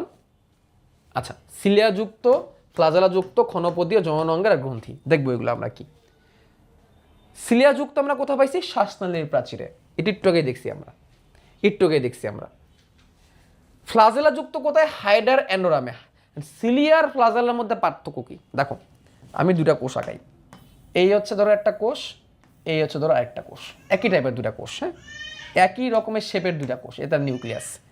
সিলিয়া কোনটা? সিলিয়া হচ্ছে ছোট ছোট ছোট ছোট লোমের মতো, এরকম সিলিয়া ছোট ছোট ছোট লোমের মতো অনেকগুলো থাকে।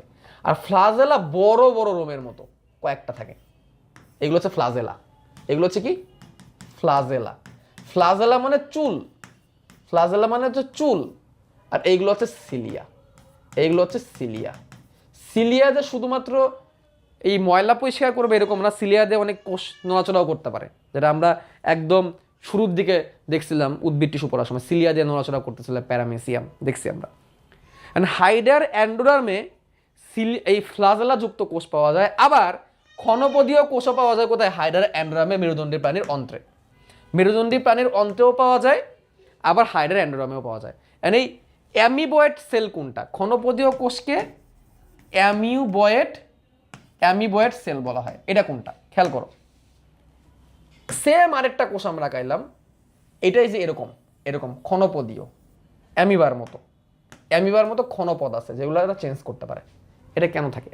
আমরা অন্ত্রে বললাম না, ক্ষুদ্রান্তকে খাবার শোষণ করা লাগবে। খাবার শোষণ করার জন্য এরকম কোষ থাকে, ওই যে ম্যাজিক সেল বলতে ম্যাজিক হ্যান্ডের মতো বলছিলাম, শুষে নিয়ে আসবে। তো কোনো কিছু শুষার জন্য এরকম ক্ষণপদ লাগবে না? ক্ষণপদ দিয়ে খাবার কিসে শুষে নিয়ে আসে। এলা আমাদের অন্ত্রে আছে। কেন অন্ত্রে আছে? মেরুদণ্ডী প্রাণীর অন্ত্রে। আমরাই তো মেরুদণ্ডী, তাই না? আমাদের অন্ত্রে কেন আছে? খাবার শোষার জন্য। আর হাইডার ভিতরেও পাওয়া যায়। হাইড্রা কথাটা বারবার আসতেছে, আমরা হাইডারা দেখি। দেখো, এই হচ্ছে হাইড্রা। এখানে দুটো লিঙ্ক দেওয়া আছে, তোমাদের পিডিএফে তোমার লিঙ্ক পেয়ে যাবা। এই লিঙ্কে ক্লিক করলে অথবা এই নামে সার্চ করবা, এটা আমার বানানো একটা ভিডিও, এটা একটা বিদেশি ভিডিও। হাইড্রা কি তুমি দেখতে পারবা এখান থেকে। হাইড্রা একটা ছোট্ট প্রাণী, পানিতে থাকে। আমরা চলো হাইড্রাটা দেখাই। তোমার অনেকেই তো হাইড্রা দেখো নাই, আমরা হাইড্রা দেখাই। এই যে নিচেই আছে হাইড্রা, আমি রিয়েল লাইফ হাইড্রা ধরে দেখাইছি। আরে অ্যাড্রে,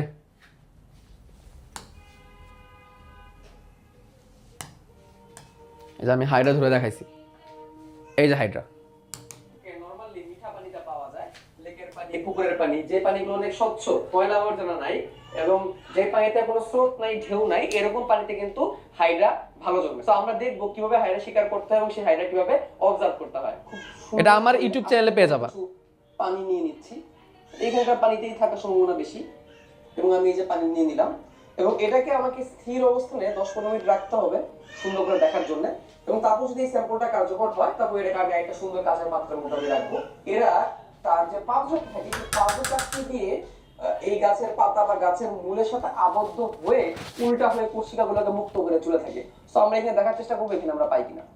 তো আমরা এখানে হাইড্রা পাইছিলাম, আমি খেয়াল করলাম এখানে আমি বেশ কয়েকটা হাইড্রা আমি দেখতে পেরেছি, এবং ক্লোরো হাইড্রা যেটা সবুজ হাইড্রা, আমরা এর মাইক্রোস্কোপিক স্ট্রাকচারটাও দেখার চেষ্টা করব।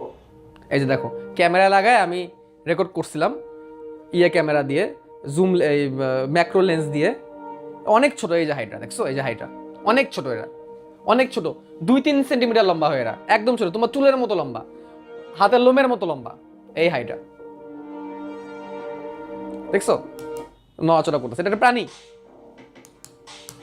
এখন এই হাইড্রাকে আমি মাইক্রোস্কোপে নিয়েছিলাম, মাইক্রোস্কোপে নিয়ে কি পাইছি তোমাদের দেখাই।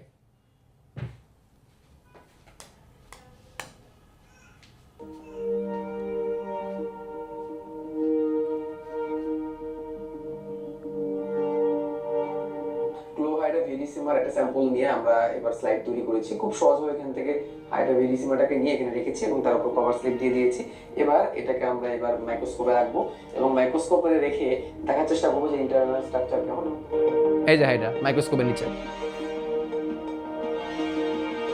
এই যে হাইড্রার কোষ, এই যে সাদা সাদা গুলা কোষ, সবুজ গুলো হচ্ছে শৈবাল। হাইড্রা দেহের শৈবাল, এই যে কোষ, সাদা কোষ, এই যে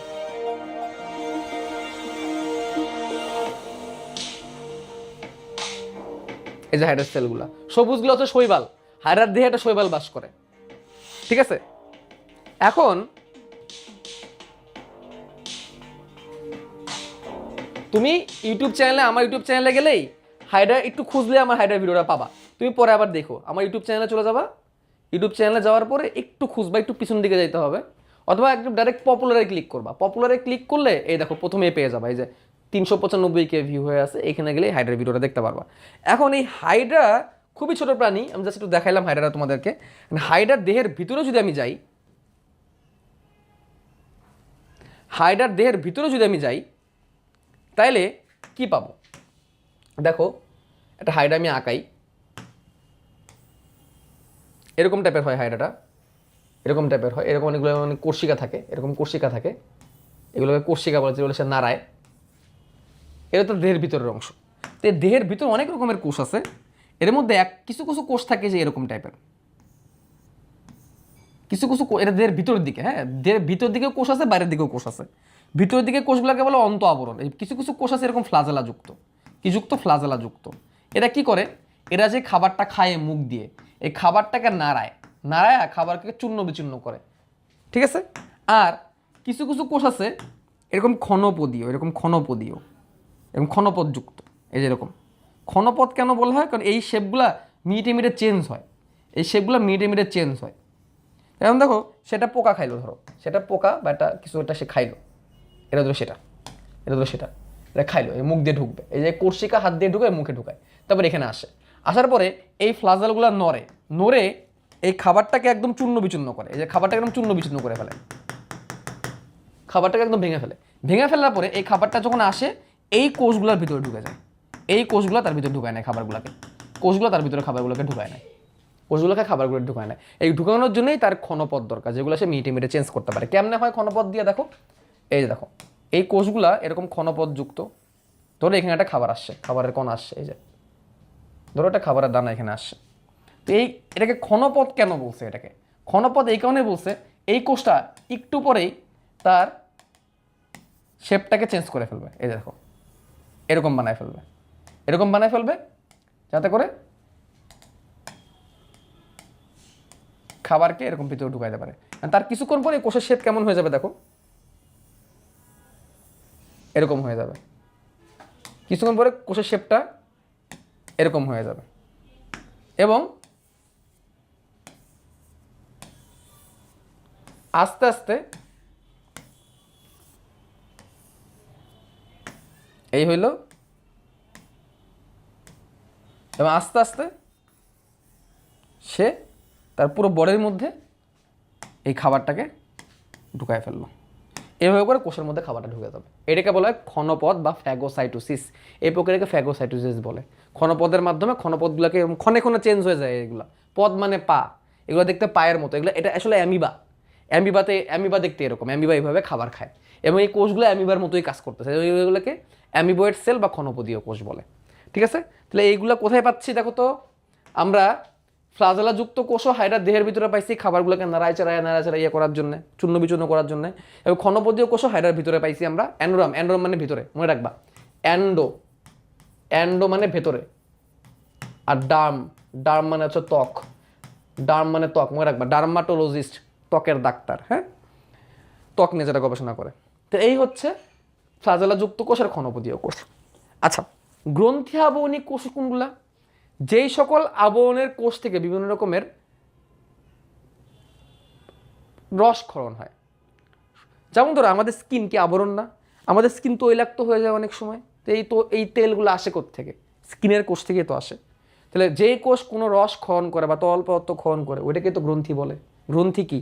যে কোষ থেকে বিভিন্ন রকমের রস ক্ষরণ হয়, সেটা হরমোন হইতে পারে, সেটা এনজাইম হইতে পারে, সেটা তেলও হইতে পারে, সেটা ঠিক আছে। তো আমাদের তৈলাক্ত স্কিনে যেগুলো ক্ষরণ হয় এগুলো কোথা থেকে ক্ষরণ হচ্ছে? আবরণের কোষ থেকে তো ক্ষরণ হচ্ছে, তাই না? এগুলো গ্রন্থি কোষ বলে। যেমন আমরা ওই যে ক্ষুদ্রান্ত দেখালাম না, বিভিন্ন রকমের রস ক্ষরণ হয় ক্ষুদ্রান্ত থেকে, এগুলো গ্রন্থি কোষ। এগুলো কি কোষ? গ্রন্থি কোষ, ঠিক আছে।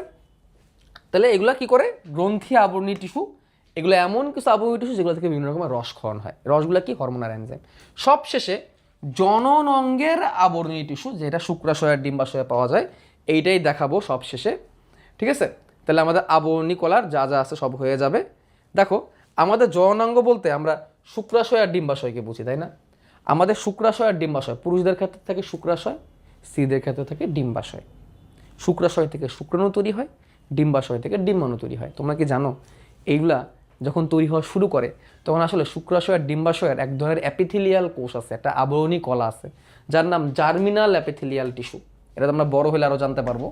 যার নাম কি? জার্মিনাল অ্যাপিথেলিয়াল। এর নাম হচ্ছে জার্মিনাল অ্যাপিথেলিয়াল। অ্যাপিথেলিয়াল মানে আবরণ, আর জার্মিনাল অ্যাপিথেলিয়াল মানে এমন একটা আবরণ কোষ যেটা শুক্রাশয় আর ডিম্বাশয়ে আছে, ওই আবরণ থেকেই রূপান্তরিত হয়ে শুক্রাণু ডিম্বাণু তৈরি হওয়া শুরু করবে।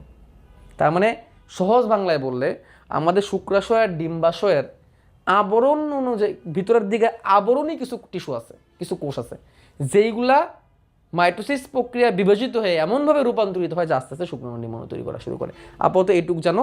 আমি একটা ছোট্ট 3D দেখাই দিই, তাহলে তোমরা একদম পুরোপুরি বুঝতে পারবা। এই দেখো, স্পারমাটোজেনেসিসটা দেখাই দিই। এটা বড় ক্লাসে উঠে পড়ার জিনিস, তারপরে একটু দেখাই দিই, তোমরা ভালো করে বুঝতে পারবা।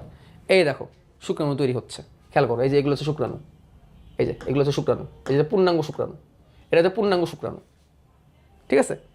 এই যে দেখো, এই যে দেখো, এই যে যে কোষগুলা, এই যে দেখো কোষগুলা, হ্যাঁ, এই যে দেখো কোষগুলা, এগুলো দেখে কি মনে হচ্ছে? আবরণ কোষ না? এই যে দেখে, এই যে এই যে এটা একটা আবরণ কোষ না? একদম পাতলা একটা লেয়ার, ঠিক আছে। বেসমেন্ট মেমব্রেন অফ সেমনিফেরাস টিউব, হ্যাঁ, এটা টিউবের ভিতরে আবরণ। এইখানে দেখো কিছু কোষ আছে, এইগুলা থেকেই আস্তে আস্তে আস্তে আস্তে এগুলা থেকে আস্তে আস্তে আস্তে আস্তে শুক্রাণু তৈরি হয়েছে। আপাতত এইটুকু জানো। তাহলে একটা জাস্ট আবরণ টিস্যু, এটা আবরণ থেকেই বিভাজিত হওয়ার মাধ্যমে মাইটোসিস প্রক্রিয়ায় প্রথমে বিভাজিত হয়েছে, তারপর মিওসিস প্রক্রিয়ায় শুক্রাণু তৈরি হয়েছে। প্রথমে মাইটোসিস প্রক্রিয়ায় বিভাজিত অনেকগুলো কোষ তৈরি হয়েছে, পরে মিওসিস প্রক্রিয়ায় শুক্রাণু তৈরি হয়েছে। আপাতত এইটুকু জানো, তাহলেই হবে।